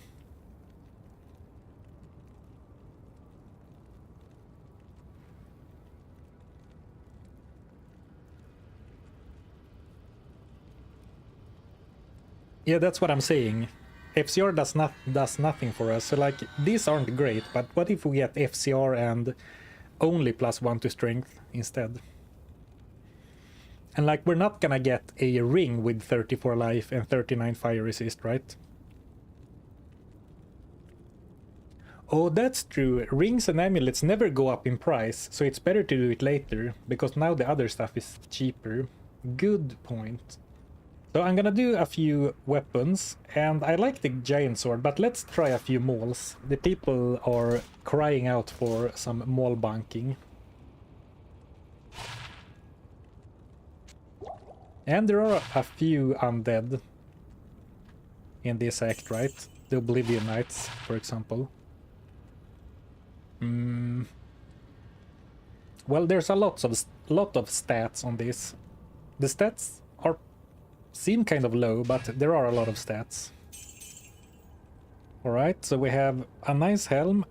This one. I've been saying boots and gloves for a long time.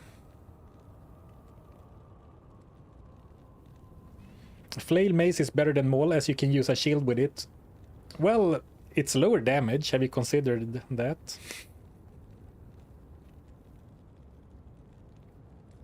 But eventually, we are definitely gonna use a shield, but like right now, I don't think we need it.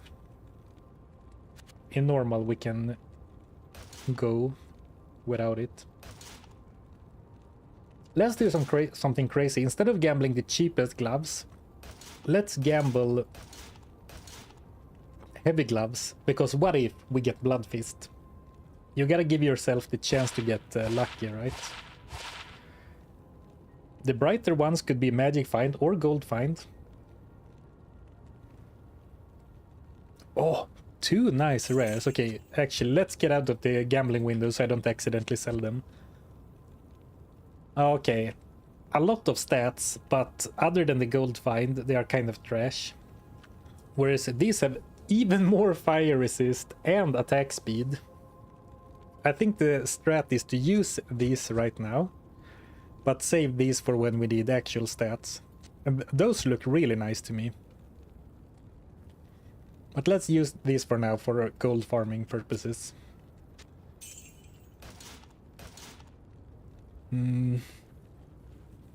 Biz, yeah. Yeah, mana on hit is really nice. Mana steal is really nice, actually. Even though it's not very expensive. I did have a some slight mana, not problems, mana inconveniences in the last act, I would say. Okay, but now we're going to go for boots. Can we do something similar? Like, what would a nice pair of boots be? These are 5.3.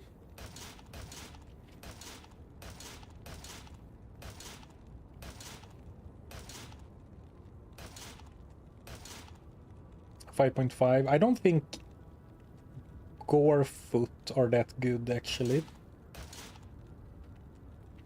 The light-plated boots are Goblin Toe, but I think I might be too low level for those. Threads of Catan does have actually move speed. And the Greaves are Tearhaunch, and Tearhaunch would be great, but don't I need to be a higher level to gamble Tearhaunch? Oh, actually, you're more likely to get the green ones, which suck. But the green heavy boots are amazing. Sanders. So I'm actually gonna go with the heavy boots.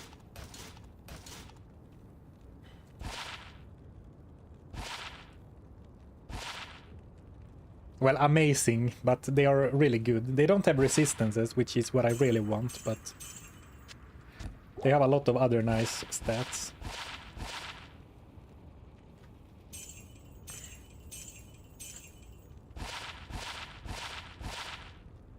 And you might be thinking, excuse me? What? These are like the best boots I have ever seen. Okay, not really, but these are definitely insane boots. This is why you gamble, kids. 20 run speed, a total of 55 resistances, gold find and magic find. Literally the only thing that could be better, apart from, you know, higher rolls, would be if the enhanced defense was more resistances. Holy smokes.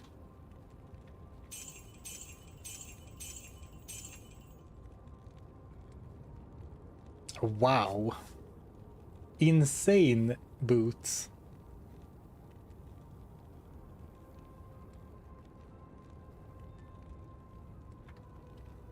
I mean, lightning resist. I mean, we're so overstocked on fire rest, but we're going into nightmare later, so amazing gambling session so far. Well, actually, maybe it's time to get rid of this scrappy old armor.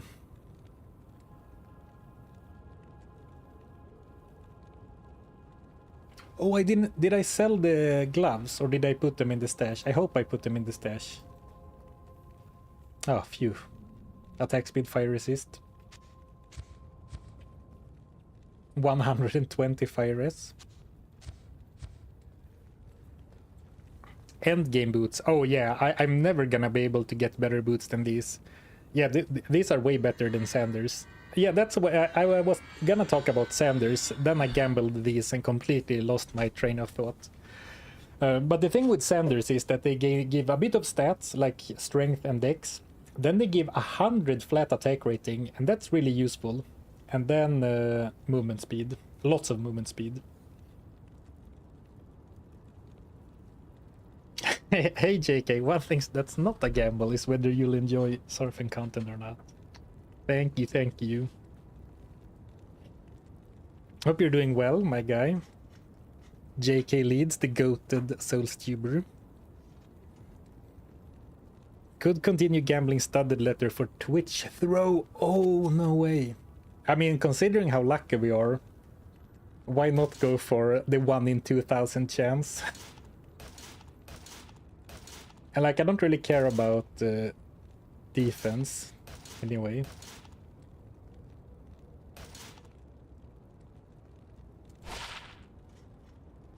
I mean, upgrade, more hit recovery.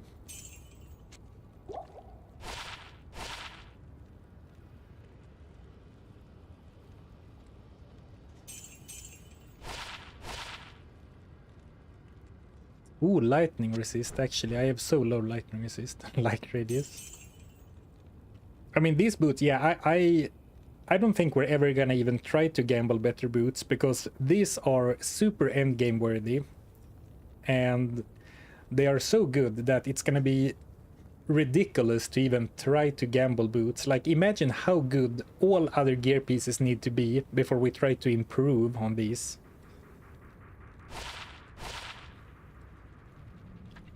And Twitch throw is greenish color, right? So we will know right away if we hit it. I actually don't like this better than what I have. Oh!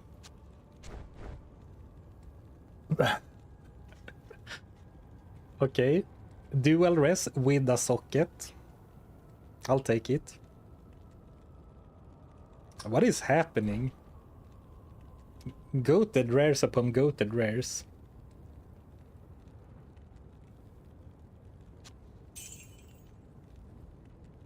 What do we what do we even gamble now? Belts? I mean, it doesn't help our weakest resistance, like our most important resistance right now, because it's low and important.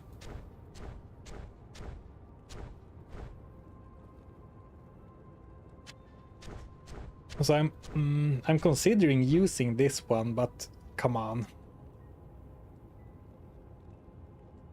Remember your poor mercenary. I think my merc has fine gear, like 28 fire res, 50 poison length reduction. Now this isn't great, but oh, and this isn't great.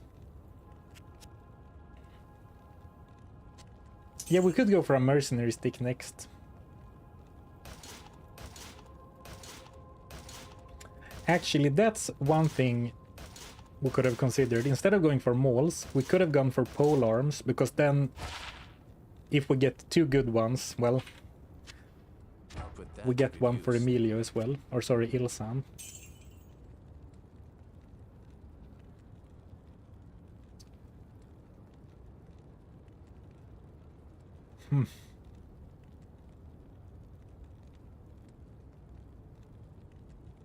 Rings, yes, but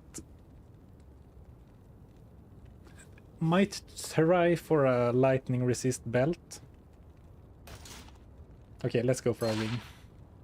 Oh, 88 attack rating. That should help quite a bit. 800 after bonuses.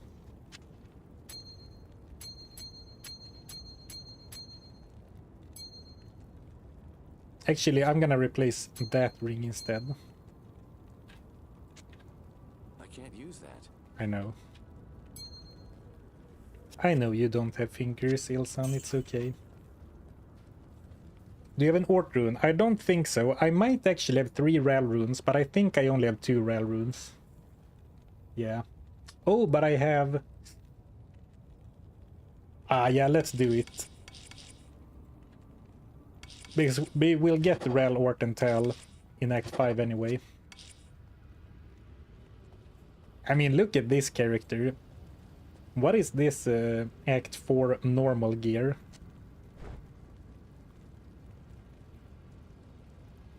Absolutely amazing. I mean, now actually...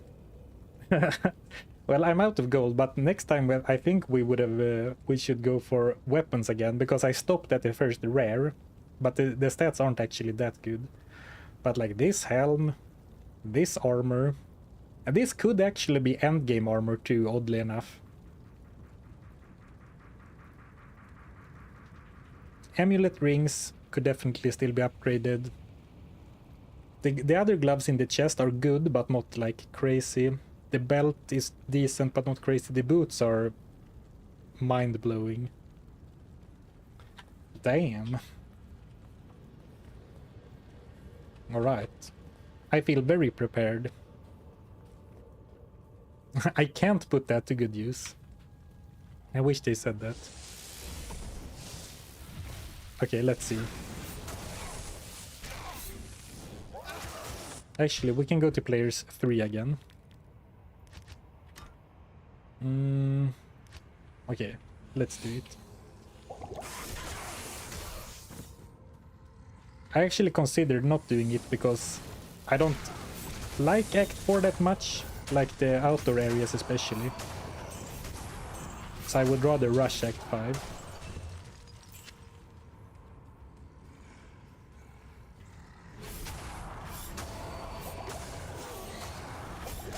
I'm not loving this slower attack speed, so I think the next time we go for a weapon, we're gonna go for a faster weapon, even though the damage is very much appreciated.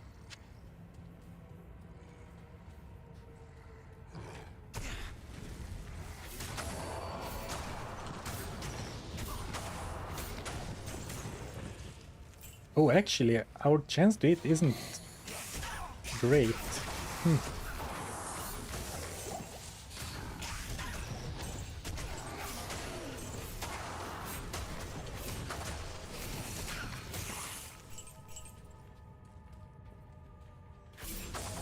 Lower mana consumption, though. I mean, that's true.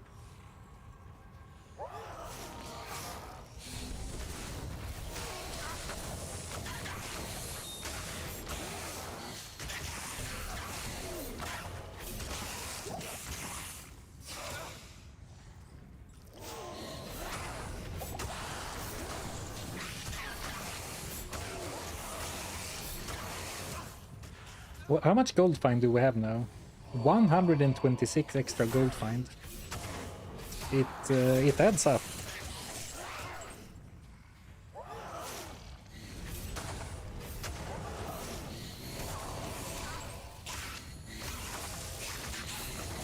I mean, you can see how like I'm leeching back mana, so I think I could cleave forever, basically. Not quite, but almost.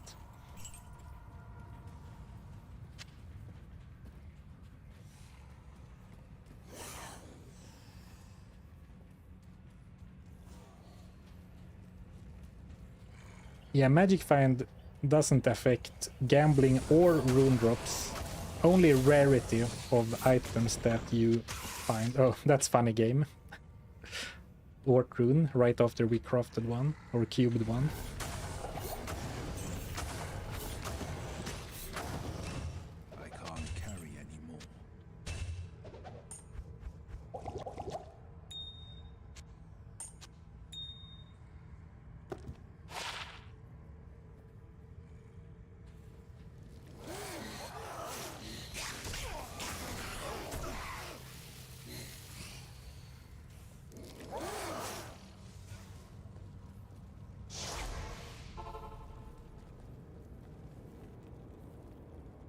to you, champion. Hail to you, champion. And actually, we didn't go back to Gheed to gamble this time. Does that mean that Jamella is our new best friend? Friendship with Gheed ended. Jamella is now my best friend.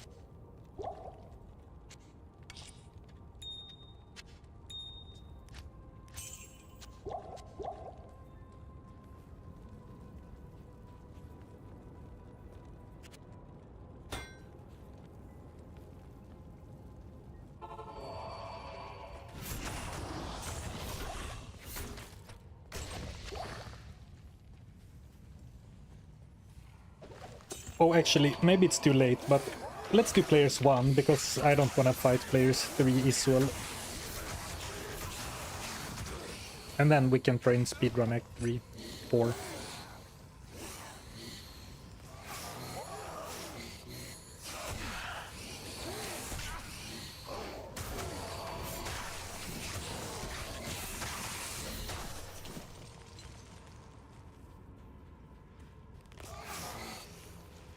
You could stash the Fire Grand Charm for more space now. Oh, I love it. Great idea. Yeah, that's gonna be super helpful.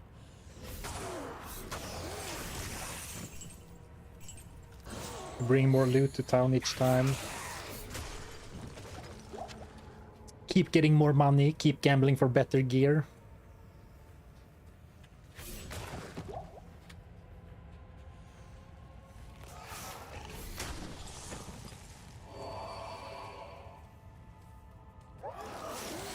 Gheed took you for granted. Yeah, exactly. Gheed took my loyalty for granted, so he was swindling me with all those bad items, counting on that I would return. And now, maybe he lost a customer for life, you know? Gonna change my channel emojis and my sub alerts to Jamella instead.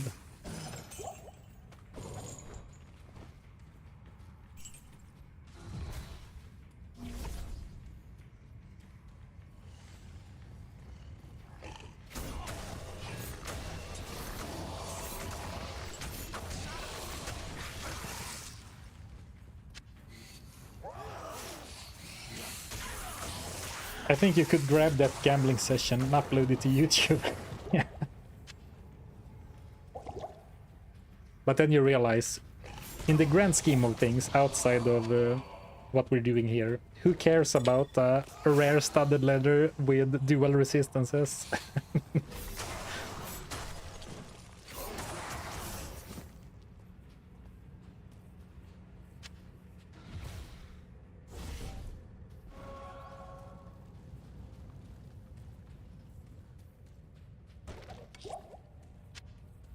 Rune already? Okay. Oh, here we go.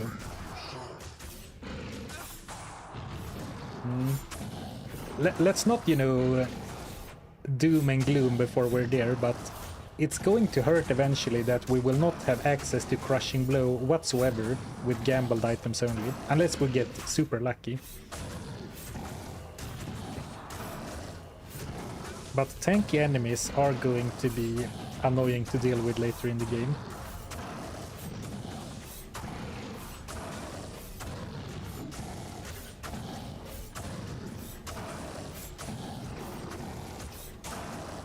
Sigil. I don't think I need to. They changed the sigil so it doesn't increase the damage enemies take anymore. I guess it reduces their defense, so I'll hit more actually. Okay, good point.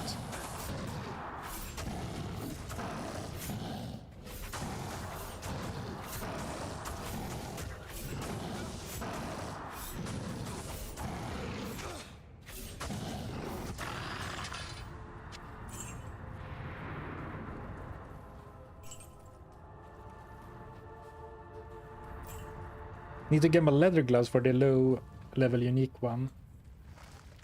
But that doesn't have Crushing Blow. Hand of Brock? Or does it? I went with the heavy gloves so I could get Blood Fist.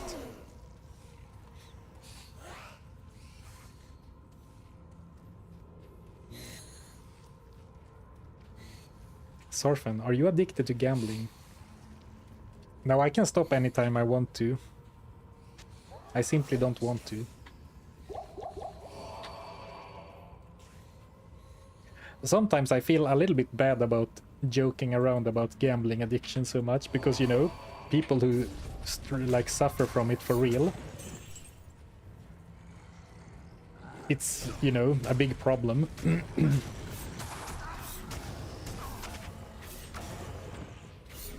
But it is fun to do in the terms of like in-game silliness.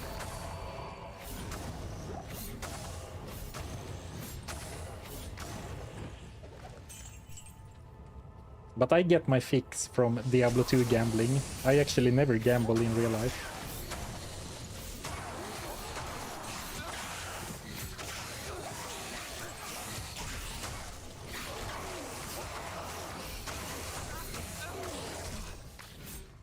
Oh, that's a slow attack.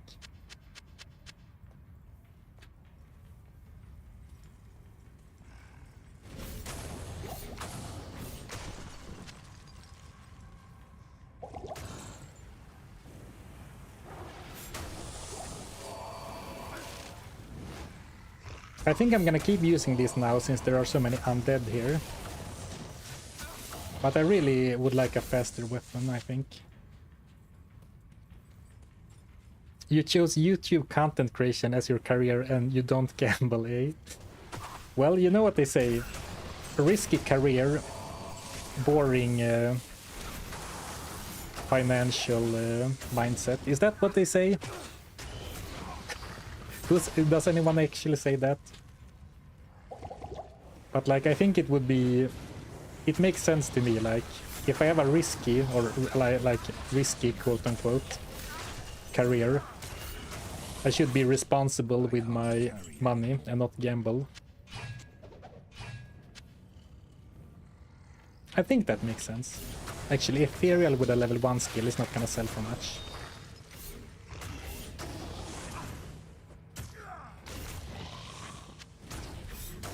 No one says that, Sarfed. Yeah, I figured. My insatiable thirst for using English expressions and idioms, even though they don't always fit. So I said the words, you know what they say, before I actually knew what I wanted to say. Hey, thank you, Serfoon, for 3 months. I appreciate the support. And thank you, Blobathor, for 2 months. I appreciate the support. Hey, good luck in the round. Thank you, thank you.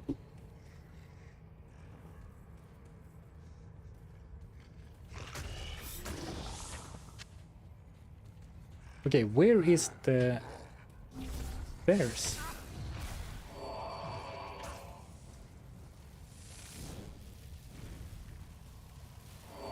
YouTube uploading should never be a main career.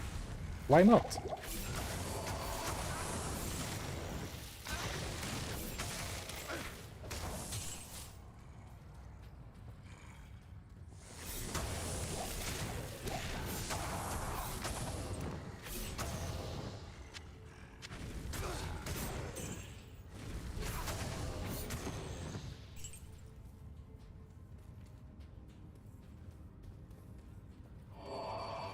I'm going to grab coffee, go make coffee. Don't do anything interesting in the next 5 minutes. Okay, I will try my best.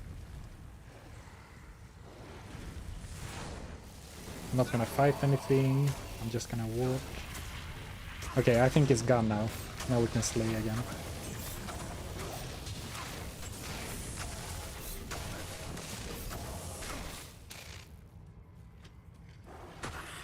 Quick, gamble all your money. I should reserve future gambling sessions for when people leave.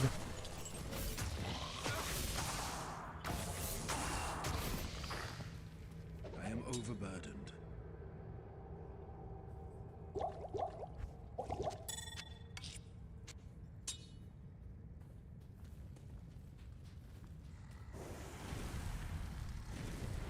Yeah, imagine if I got the boots. while he were gone. While he was gone.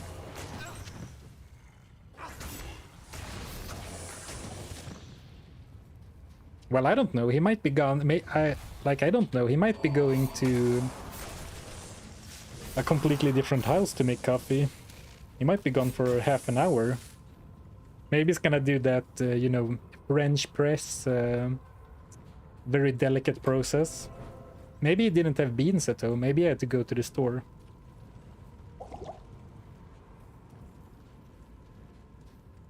Will you ever do a duo game, like an Aura Pally plus Lightning Sword?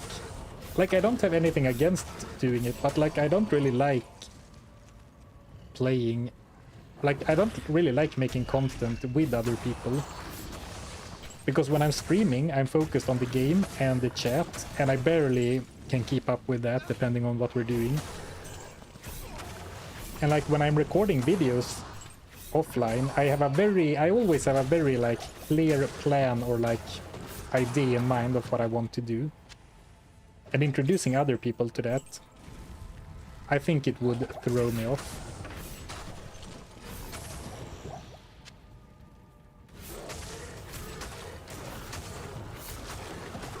So I'm not saying that collaborations are never going to happen, but it's not something I'm like actively trying to set up or make happen.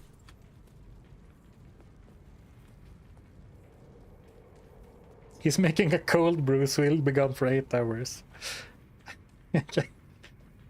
Could you imagine? Guys, I'm gonna go grab a coffee. Could you hold on? Just gonna cold brew from scratch.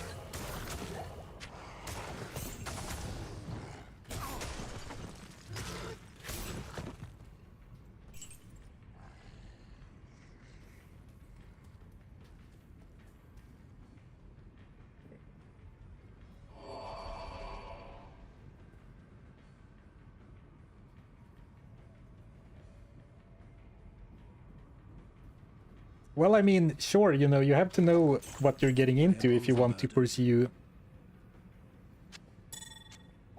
YouTube as a career.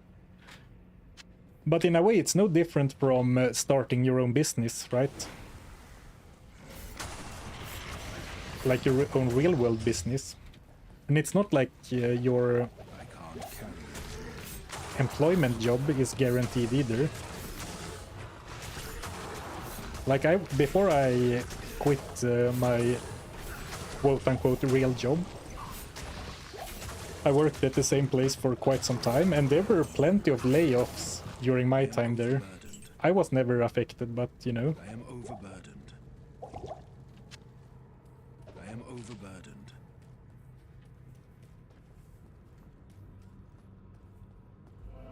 Alright, let's go for the Hellforge. Llama's quiz was fun. Oh yeah, that was fun. Oh, okay, I guess that's a collaboration. Yeah, that was really fun. I guess I thought in terms of, you know, doing Diablo 2 challenges or like do Diablo 2 videos. But yeah, the times I went on Mr. Llama's quiz, and I couldn't make it that often because, you know, it's later than I usually work. But those were really fun. Those are fun collaborations. Oh, double golden drop! I am overburdened. Of course, one is a quest-ish item. Oh, I still have this crap on my Switch. We can get rid of those. Well, of course, I can't use it, but it's always fun to find uniques. And Venom Ward isn't the craziest, but it's pretty good on mercenaries.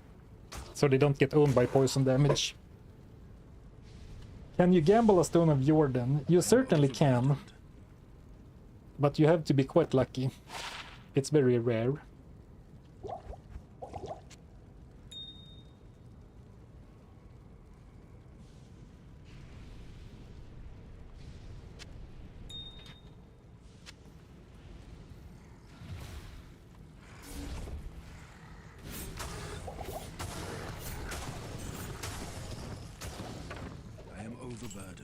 Okay, let's go. Let's get... oh, actually, what rune would we even want from normal? Let's see. I think Amn is the highest you can get. And Rune would actually be good if we get an even better polearm for the mercenary. Then we can socket it and give it lifesteal.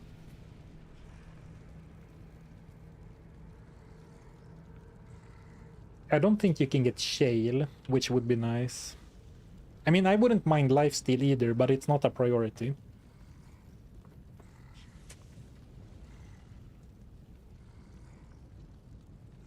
Back, you can resume doing interesting things. Well, perfect timing. We're just about to smash the Hellforge. Smash or pass Hellforge edition. I guess another Ort, another Rel. You can't go wrong. I don't think normal Hellforge is gonna be that impactful. And I was just gonna say, I hope for a perfect diamond, but we didn't get it. So this is likely going to be sold, if I'm honest. Actually, the Flawless Skull could work as a poor man's Amrune. What do you need?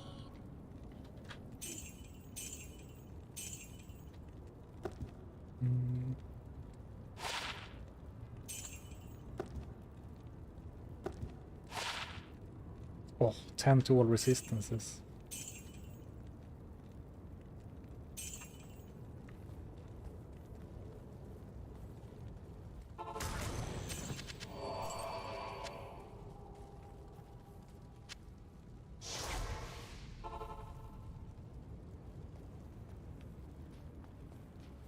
Greetings. What kind of corporate job did you work? I used to be an engineer. Or I guess I am an engineer. I guess that's something you go to school for. But I worked as an engineer. Watch this. You've never seen this before on Sarfen's channel. Selling a perfect topaz for gold. Oof, it stings. Nephrune. I'll never want knockback, I think. And maybe if we go for that fabled bow build, actually. Could happen.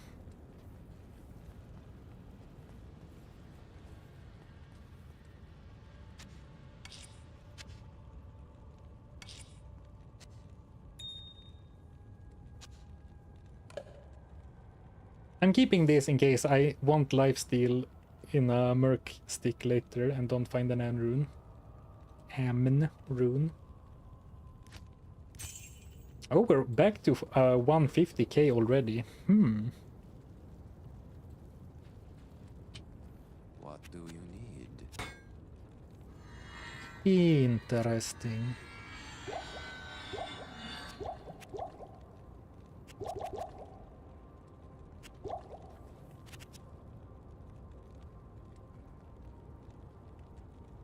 Should we space out the gambling a bit?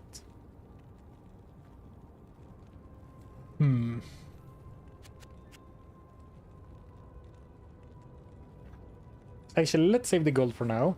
And we are getting kind of close to Nightmare, and I think maybe Nightmare is when I will start wanting to use a shield and a one-hander. Maybe.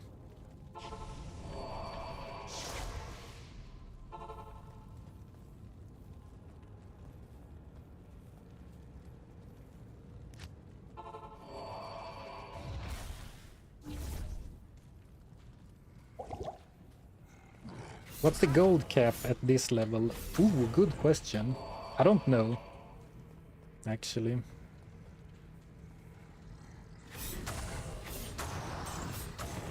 I usually rarely hit the gold cap on my cell phone characters, to be honest.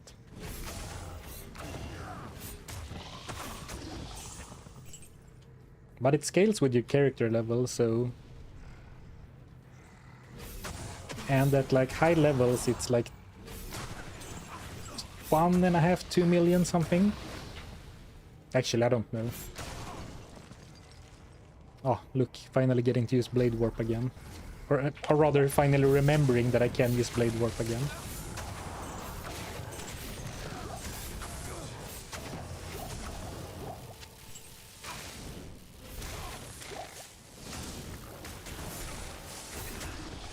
$10k per level. Oh yeah, on the character. Yeah, I was gonna say that sounds way too low. But yeah, on the character I can believe it. And then you have the personal stash as well. I'm actually not sure what they did now that you don't have 3 different stash tabs. Did they increase the shared stash gold cap to make up for the fact that you don't have a gold bank for each stash tab?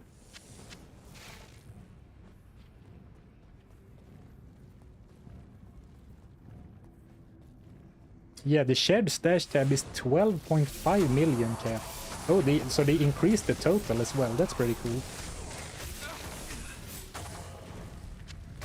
Or actually, it was always 2.5 per shared stash tab, and they increased the amount to, like, the stash tab number to 5. So it's the same per tab, but there's more tabs.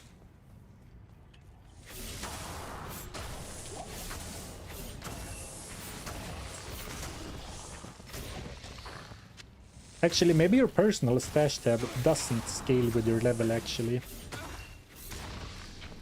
Yeah, it's probably only your character's pockets that scales with the character level. Ah, run!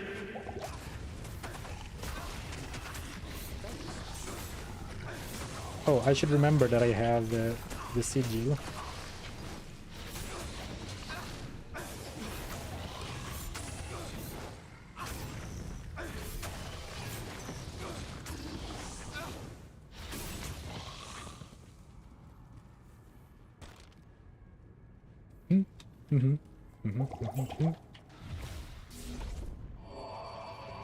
Like, 1 round of pre-buffing drains my entire mana pool. I guess that's fine. They last kind of a long time, the buffs. And like, I am crushing right now.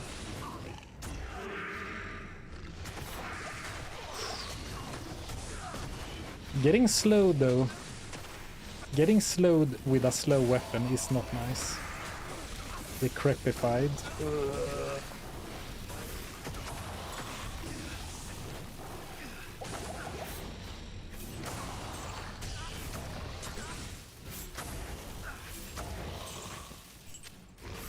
I guess slowing down goes both ways.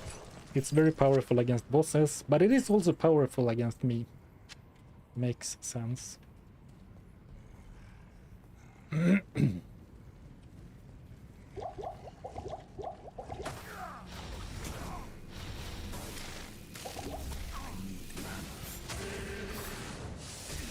Snipe. Bonk. I enjoy any build that can sort of snipe the Oblivion Knights, even if this is a bit of a roundabout way of doing it. Like throwing yourself at the knights and then smacking them.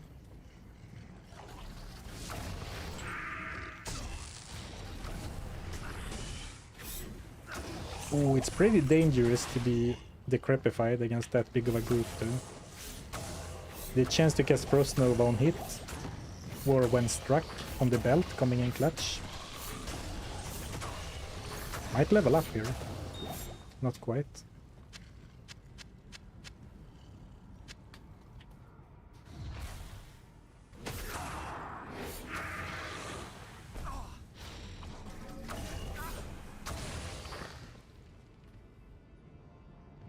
Not enough mana.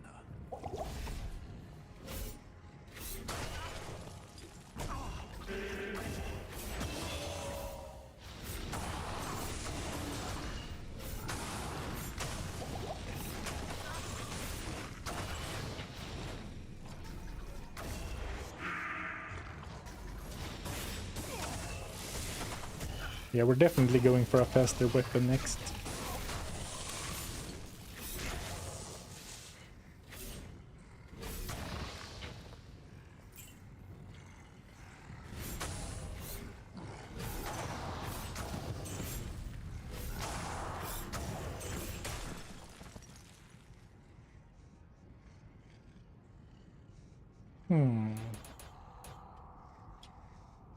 Where do we put the points? So this is 4 damage, 5 attack rating percentages, and some crit. and reduced requirements. This is 7 attack rating, 5 damage. Might be time to go for more Hex Pure again.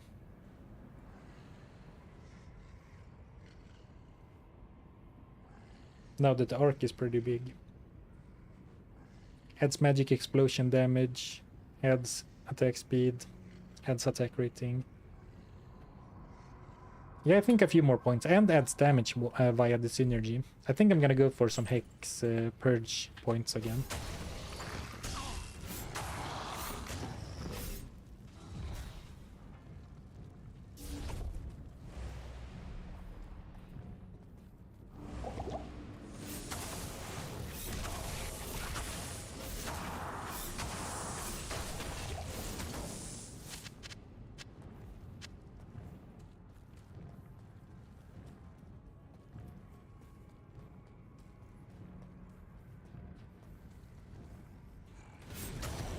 Yeah, getting this 360 arc is also appealing when it's fully maxed. But I actually thought about something. I'm already kind of trying to run very deep into packs to make sure I maximize the angle. And I think that if I get the full arc, I'm gonna be incentivized to stand in the middle of groups. Which is, you know, rarely the optimal strategy for a self-found character.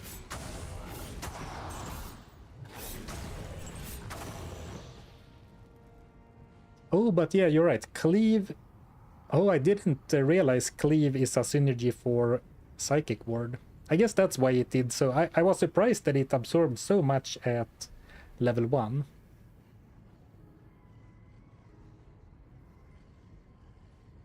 And it boosts... No, Hex Purge boosts the damage of this one. Plus 50% magic damage per level. What? What a synergy.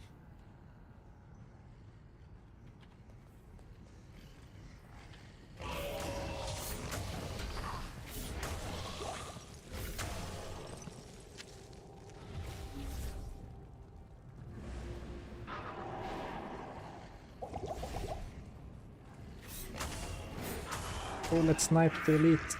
Ooh.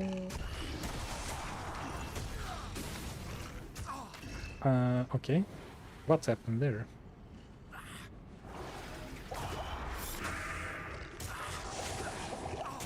Man, the timely, very timely Decrepify curses on that guy. Or like on me from that guy. Almost like he's waiting for me to jump in. I am overburdened.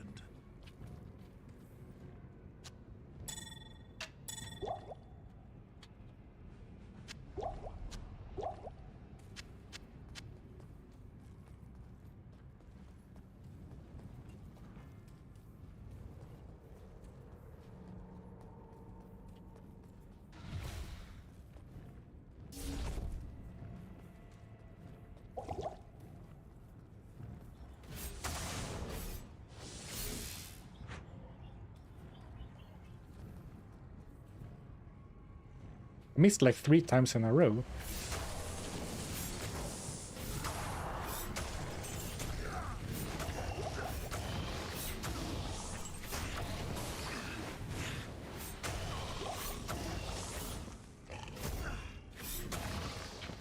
Okay, let's actually grab Ilsan for this. I could use a little bit of help. Oh, and I should grab the skill points.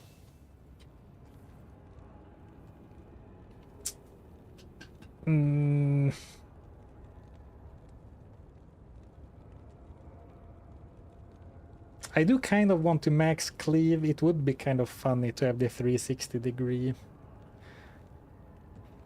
But let's go for 10 points in Hex first. Hail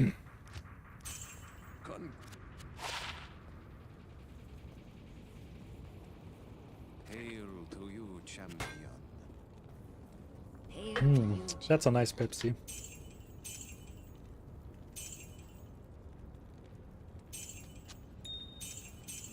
I think for the last few streams I've done a better job than usual at keeping my voice from being too excited, so it holds up for longer. And that feels nice. Usually I get so tired in my voice. Stay a while and listen.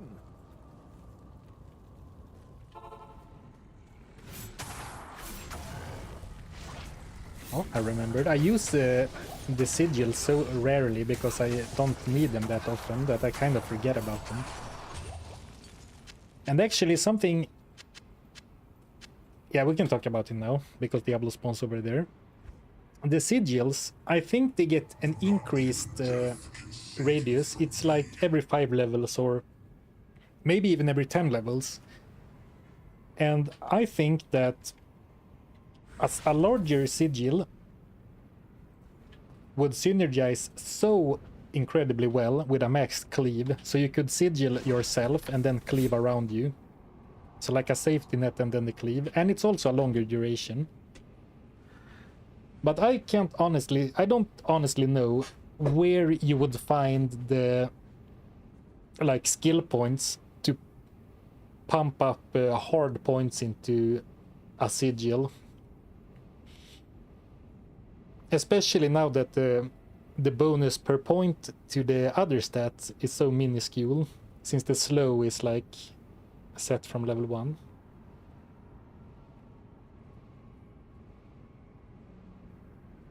We could do another sigil, but this seems a little bit dangerous. This seems like it kind of does what our other sigil already does. This one, Purge, I mean, not the sigil, the Hex. Like AoE explosions. It seems like we already have that from Purge.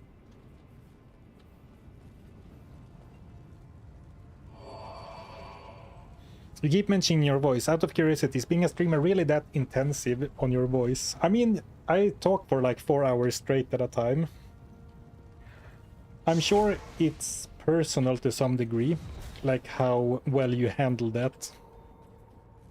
But before streaming, I've never been in a situation where I had to speak for 4 hours constantly.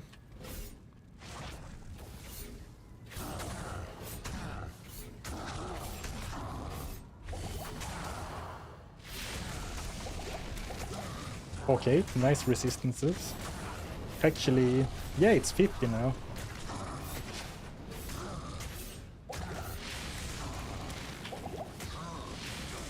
Actually, let's move out of the circle.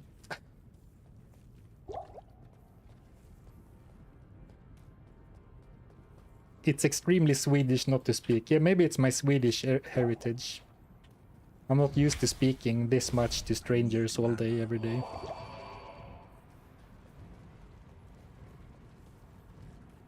And you know, even though it's not as noticeable as for example, recording voiceover for videos, which is extremely tiring for me, it is different when like talking to a live stream audience compared to like how I speak to friends or family.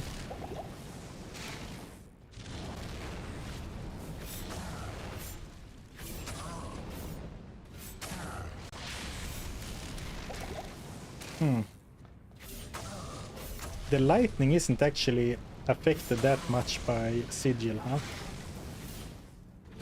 Like once he starts the cast, it's not, like the lightning itself isn't slowed down by sigil.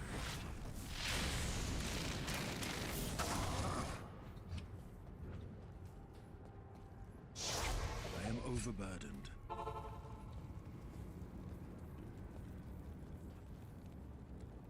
What do you Yeah, that need? attack speed is getting me killed. Especially when he slows me down, which is, I mean, that's a big part of why I said I wanted a faster weapon.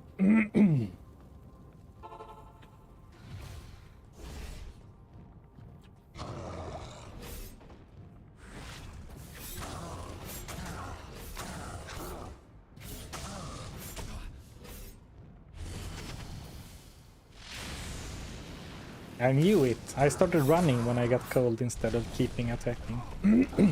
I shouldn't have said anything because now all of a sudden I can feel my voice getting a little tired. Maybe I brought attention to it, so my mind is playing tricks on me.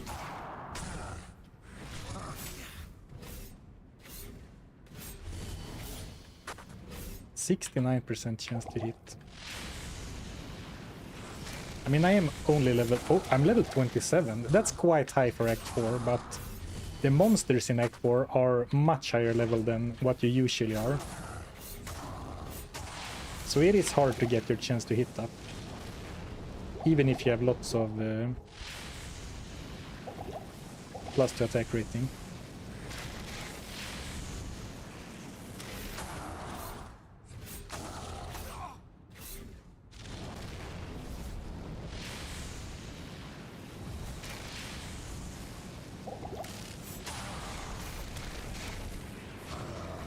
Oh, Psychic Ward, because Diablo's lightning is part physical and part lightning, right? So Psychic Ward is actually amazing for this fight. I didn't think about that before I saw the lightning like buzz at my shield.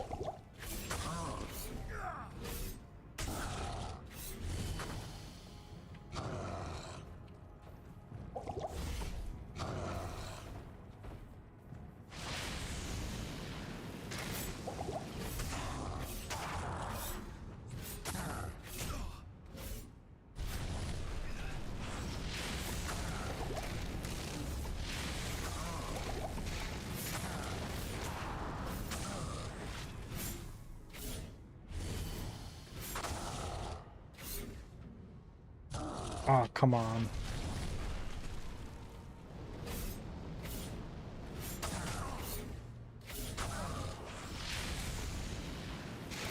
I don't want to go to town.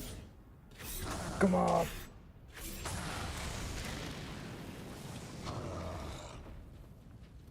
We're going for it. Killed him with Blade Warp. Max disrespect.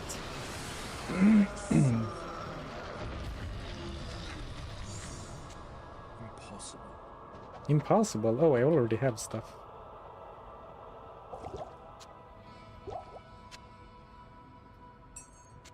It worked out. Looked a little bit dicey there for a minute, but...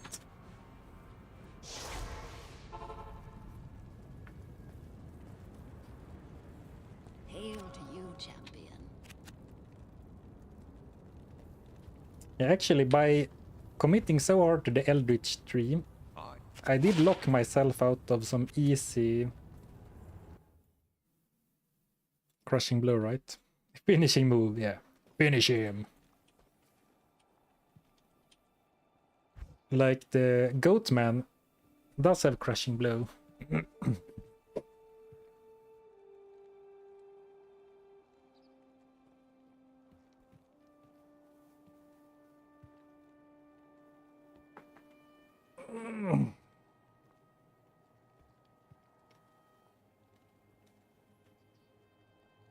Good afternoon.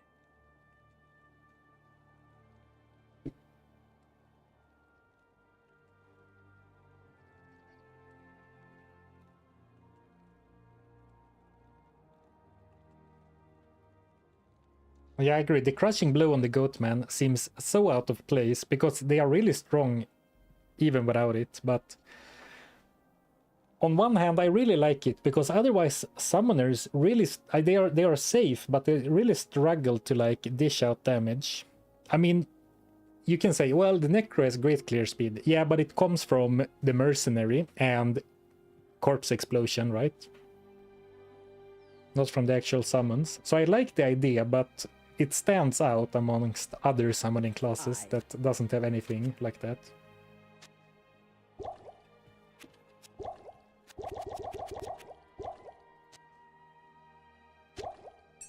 Ah, now we have a bit of an issue. How are we gonna gamble? Are we gonna gamble with the traitor nil attack? How may I be of help?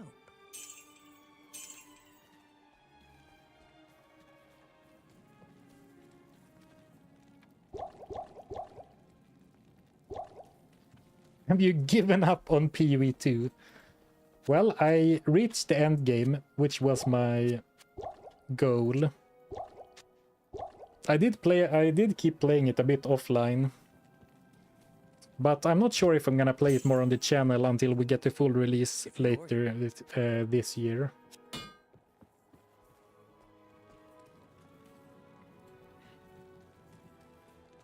Thou shalt only gamble at the fair maiden, Anya. Time to gamble, Shaco. I mean, it would be really funny. So once we are a much higher level, we could actually gamble for caps, hoping to get the elite upgrade and the unique role. Would certainly be... how do you say? Remarkable if it happened.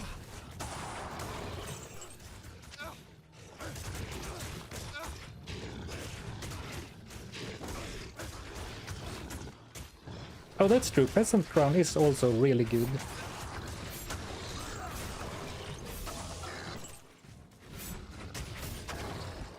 Well, the problem is that Biggin's Bonnet isn't that great. And you're kind of unlikely to get the unique role and the upgrade to exceptional or elite role. Though I guess the bigger problem is that it's gonna be hard to gamble for a helm that's not a circlet. Even though circlets are more expensive, on average they are so much better, right?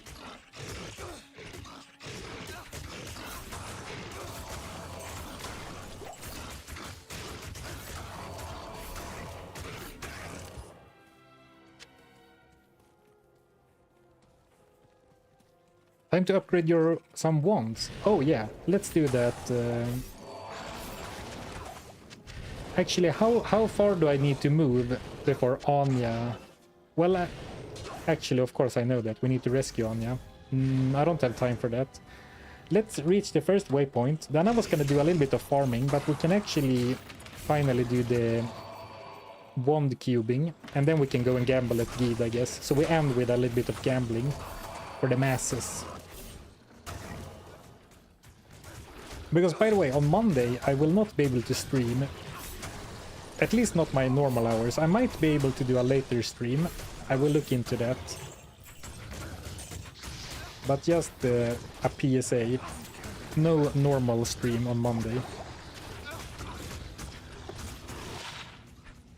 Didn't I find this before? 15 life and 9 mana. Seems extremely familiar. Can sell it. So D2 is your main game. No D3 or broken D4. Yep. It's good old Diablo 2. Though I have done a Diablo 3 challenge, and I am actually working on a Diablo 3 video.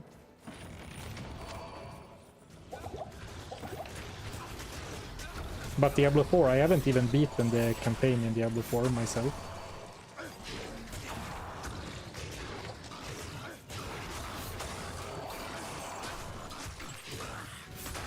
I'm more likely to do a Diablo 1 challenge, I think, than a Diablo 4 one. Eldrune. Increased chance of blocking, maybe? Very speculative keep, but might as well.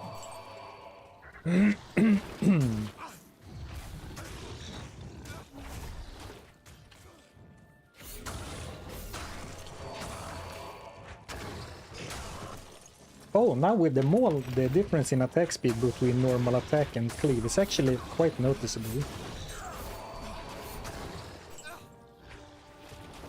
Like with when I was using swords, it wasn't actually that noticeable.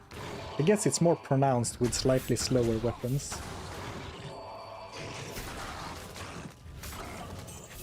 Like cleave has attack speed, but the base attack animation of cleave is a lot slower than the normal attack. So in a way, the attack speed on cleave only offsets the penalty rather than make you faster.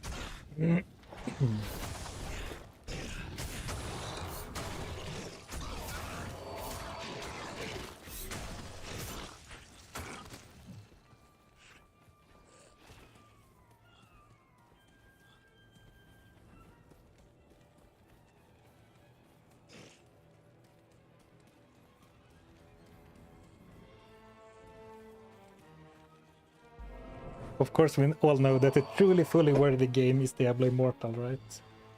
Rage baiting on a Friday, really? Have you tried the Darkhaven demo? No. I think they were a bit unlucky because they released the demo like right after Reign of the Warlock.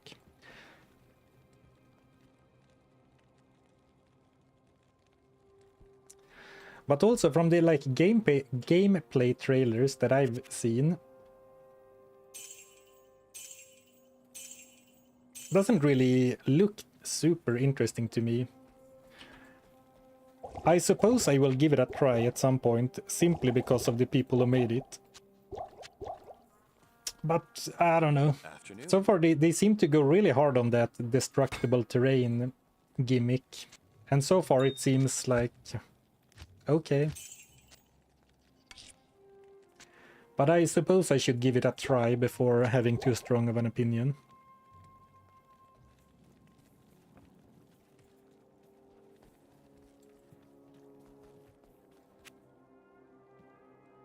Yeah, I said to myself that I'm not allowed to use fire spells or the magic spells, only the sigils from the Chaos Tree, and no summons, and only the Eldritch Tree, to make myself a bit more gear dependent than your average warlock. 10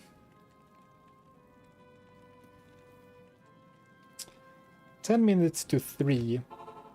I guess I didn't mention this before, but I will have to end stream. It has to be a shorter stream today, sadly.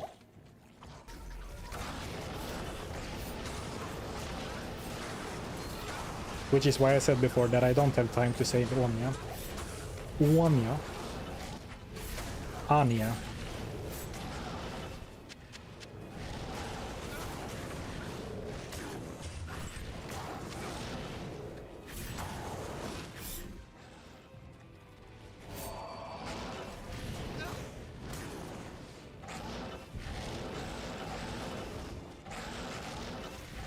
But we can maybe save the barbarians and get another waypoint, and then we'll end with some nice bit of gambling.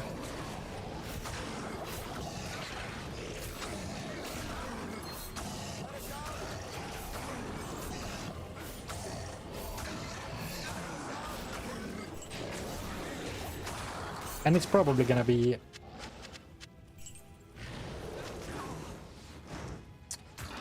it's gonna be a weapon, but I stumbled on my train of thought. Like, are we gonna go for the one-hander plus shield already, in case it takes a long time to get anything good, or are we gonna stick with two-handers for normal and worry about other weapons later? Actually, what we could do is keep going with the double two-handed cleave spec for now. And then in Nightmare, we could perhaps try Mirrored Blades bow skill. I kind of want to do that. Do a multi-shot Boazon build.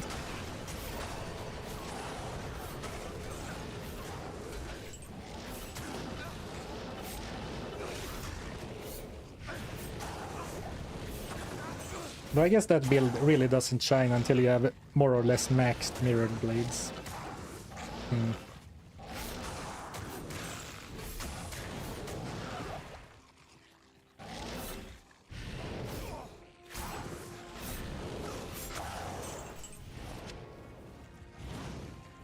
Merc stick.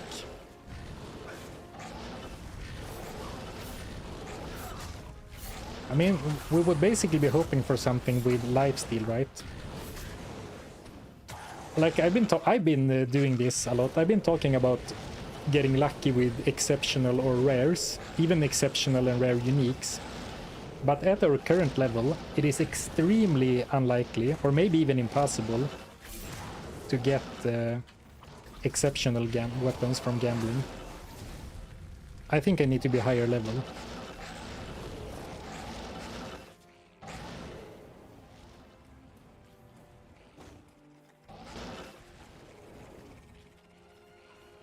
Bowlock sort of needs piercing. Okay. Yeah, I could see that. But like, unless I misremember, doesn't arrows from mirror blades shotgun? Or is that wrong? I can't remember. It's so long since I tried it.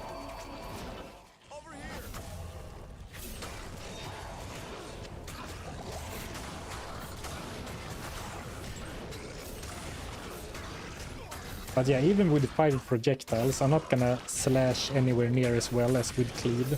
So actually, let's plan on keep going with cleave for the foreseeable future.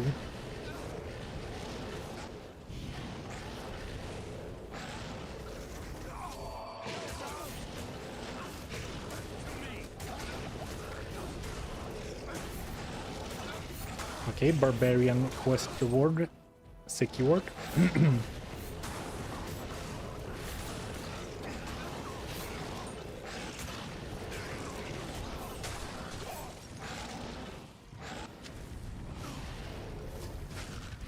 Is the plan to eventually go for Echoing Strike?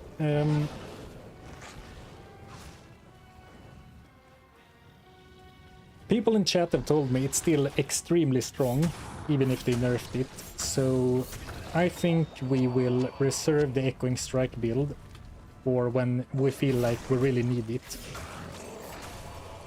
Like, I would like to, because I haven't used it in a long time, and I think it's a really fun skill. But like, if it's too strong, then it's kind of boring, right?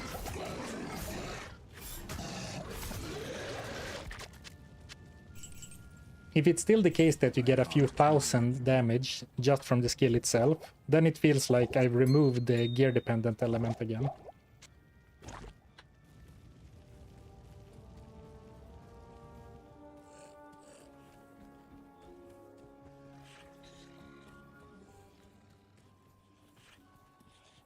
.05% chance of getting a unique and 0.10% chance for a set item. It's true, but you can't get lucky if you don't even give yourself a chance.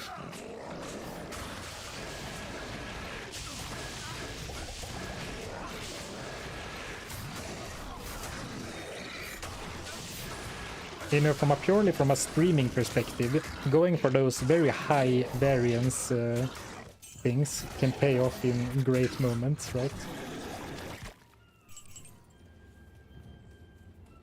But yeah, I don't expect to be gambling any uniques on this character, if I'm completely honest.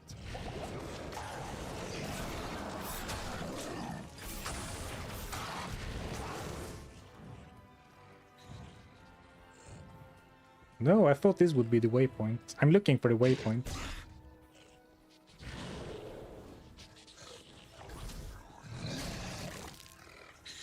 Okay, let's get the Crystalline Passage waypoint then I really need to wrap up. We're gonna do the gambling still. I'm not robbing you of the gambling, but...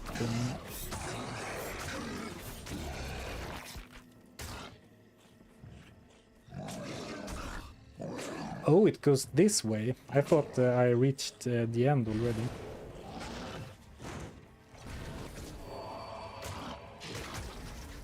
Now today I will have to end like now, so it's gonna be 1 hour shorter today.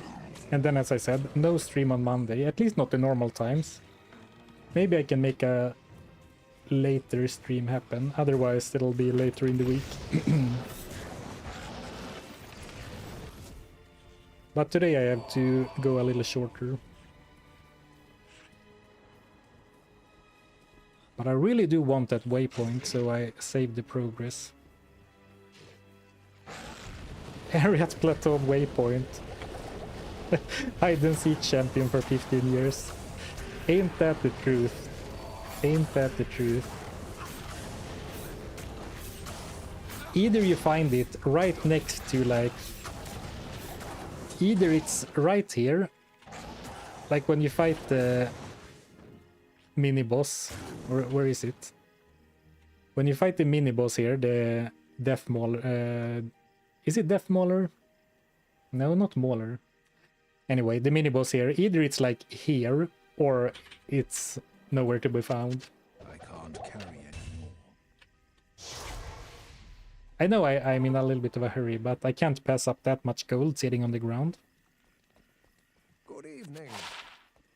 I think.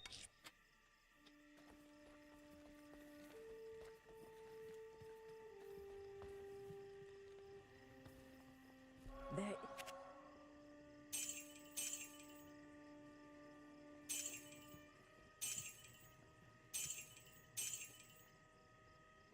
Cold dress and gold find. Sign me up.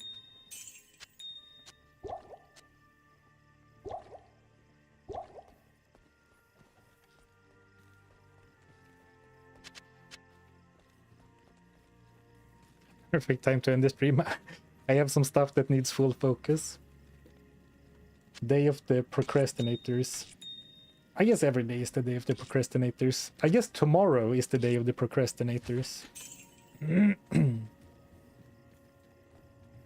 Stash fire charm. Fine. I said it like a long time ago that it's a good idea when someone said it, but apparently I could keep that in my mind for like 2 seconds. I needed an all caps reminder.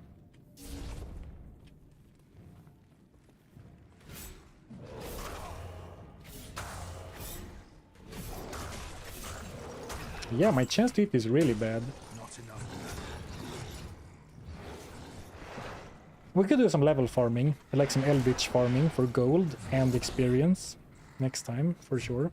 We could also socket a weapon with an F rune, but I don't want to commit my socketing quests too early. We could get lucky with another big attack rating ring, I suppose.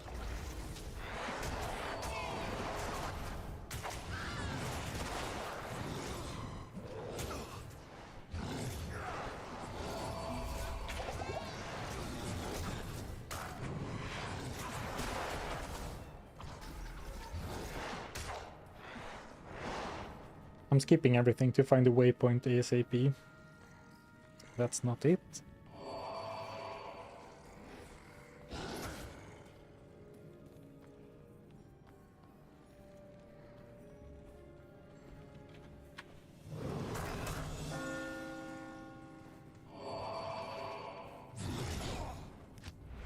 Oh, I didn't kill Shenk either. Well, we have the waypoint.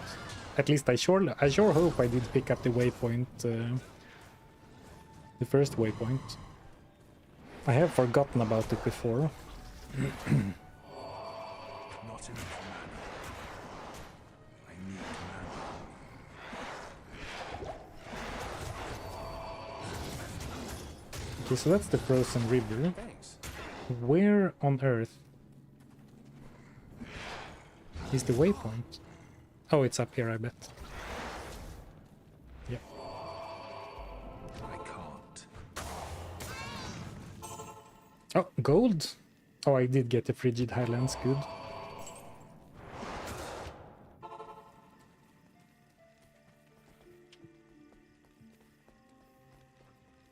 Greetings.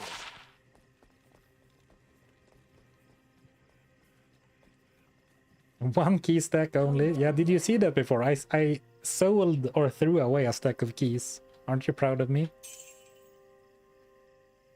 25k. And now the max gold cap really adds a lot of gold to the coffers.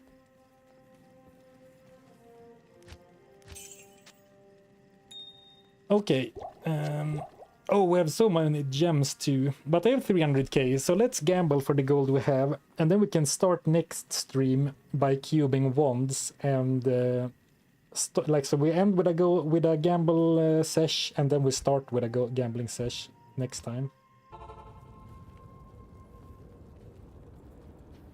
What do you Okay, what are we gambling? It's gonna be hard to go from a two-hander to a one-hander. So it's either belt or like jewelry, really, or gloves, I suppose. But the gloves are good farming. The gloves are good farming gloves. Or actually, is gold find gonna matter that much? It's nice for like questing, because then it adds up with the small gold piles, but if we're going for eldritch farming, most of the gold is gonna come from the items we sell. Let's compare the stash gloves first. They have attack speed and fire res, which is good, but actually, I mean, they are not as crazy as the boots. So, but I think they are certainly better than the belt. So probably belt, weapon belt, rings, amulet. I'm gonna go weapon, belt. Actually ring, because I actually think attack rating is more valuable than 2 min damage right now.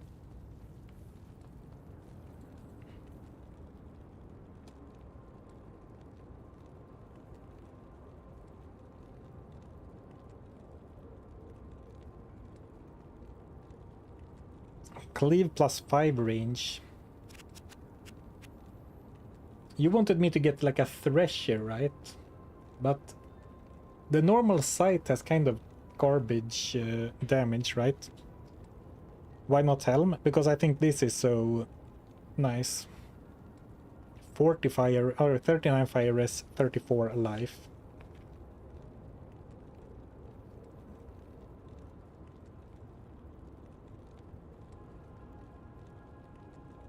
Yeah, the gold find will be nice when questing through Nightmare, I agree.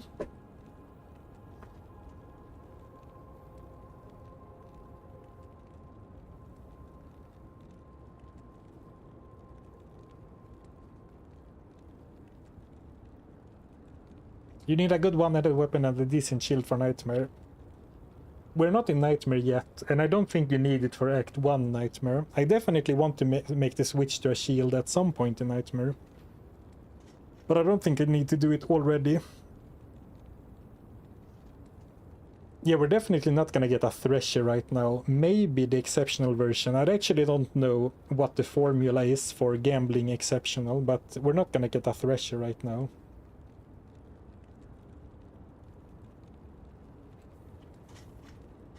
Is there a difference if I borrow Emilio's poleaxe?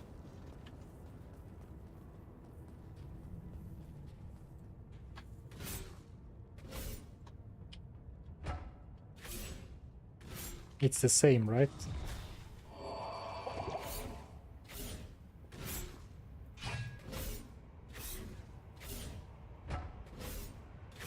Yeah.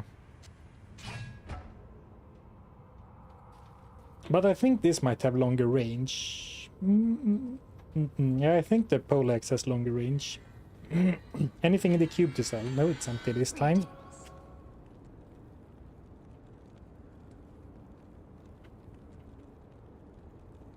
Lots of bows. The game is trying to get me back on the bow train.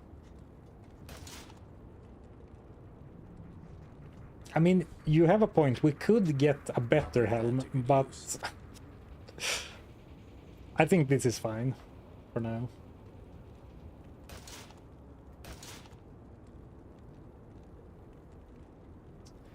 We might also soon, not yet, but soon get the runes to upgrade a normal rare to an elite. Oh, poleaxe is range 3.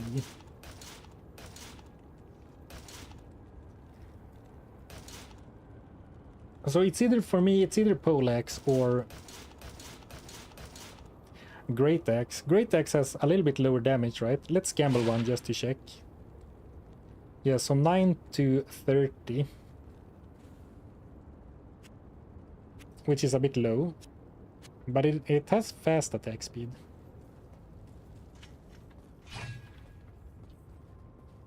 But I don't think it has great range either.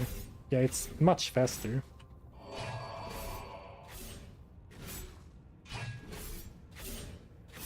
And it looks cool as hell. Right? Maybe it gets a big bonus for style points. Great Axe is 2, so it's not as good as poleaxe, but it looks really badass. Could go something in between a poleaxe and a great axe, which is the halberd, at least in my opinion, just by the looks.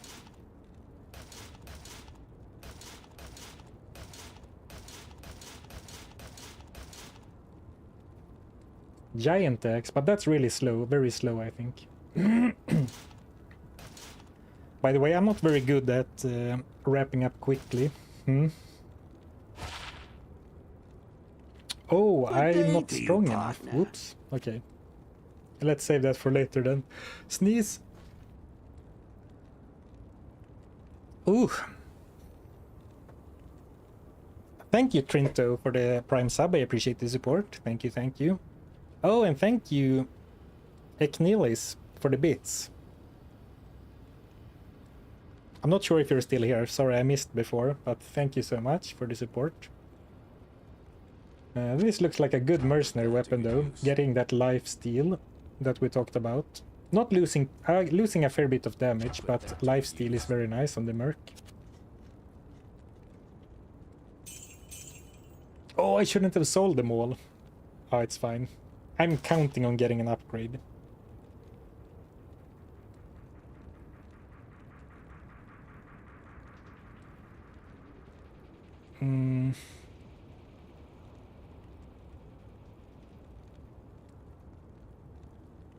I kind of...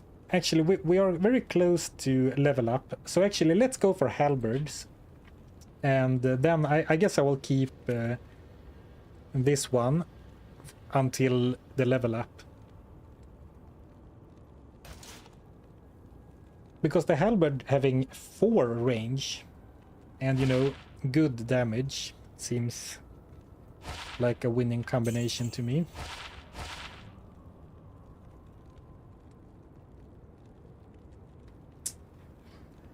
Chance to cast amp 49 ED. Strong contender. Let's put it in the cube.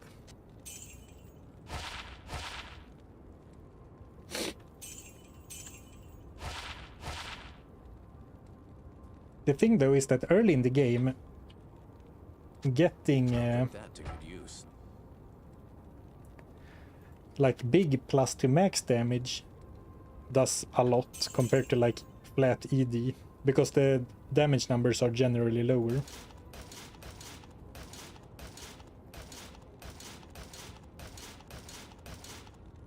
Could also go for a great sword, but I don't have anywhere near the stats for a great sword right now. That's like 100 strength and like 60 dex. So even with levitation mastery, I don't think I can use a great sword.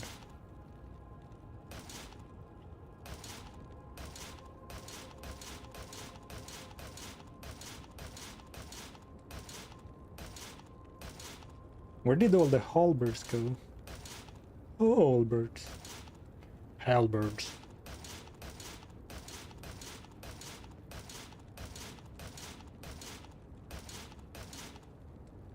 And I think the flamberge is a bit weak on the average damage. Good attack speed, but...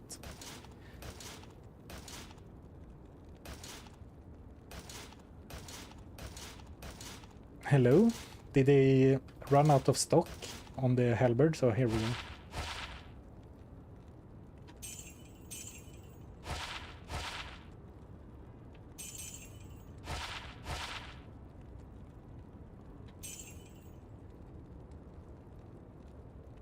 No, not quite what I was looking for. But it's actually cheaper than I feared or expected. Only 10 only, but 10k per gamble. Not too bad actually. I could afford a lot of them. Okay, now we have 2 good ones.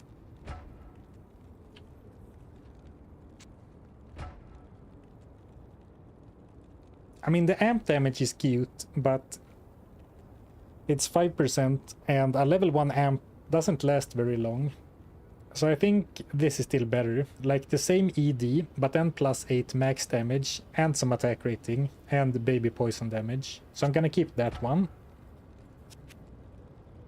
And then I'm gonna gamble belts for the rest of the gold. Oh, there was a plated belt. I'm getting a little bit stressed now because it's already quarter past when I was supposed to end. Maybe I am addicted to gambling after all. Maybe you were right all along.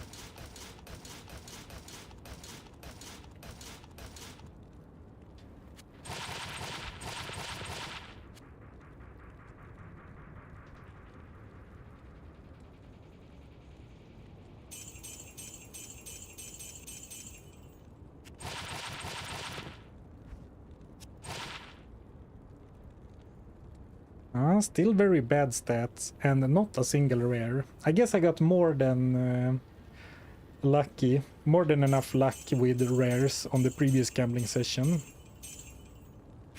And I think I had decent luck with the halberds too. Okay, a rare finally, but it sucks.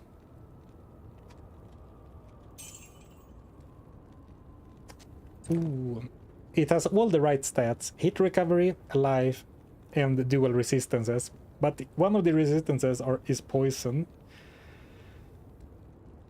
And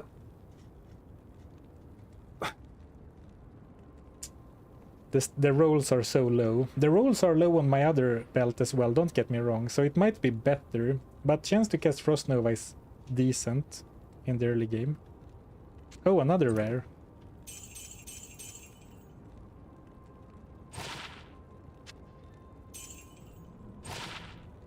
Okay, we used all gold. So we have attack rating, hit recovery, cold res.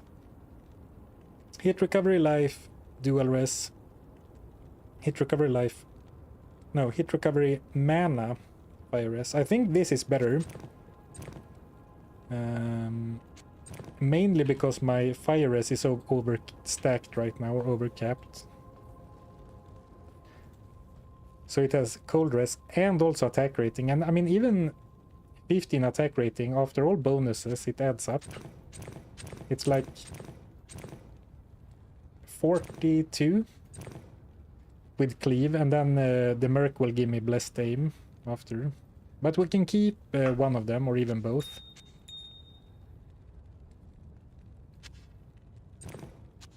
In case our needs change later. So I would say good halberd gamble. Actually, two good halberd gambles. I didn't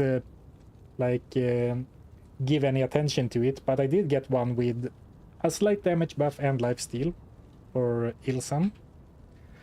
And then this one for me. And we'll use this one just to level up like 1.3 experience bars to get the stat points we're missing. Of course it's better, it has light radius. A crowd pleaser.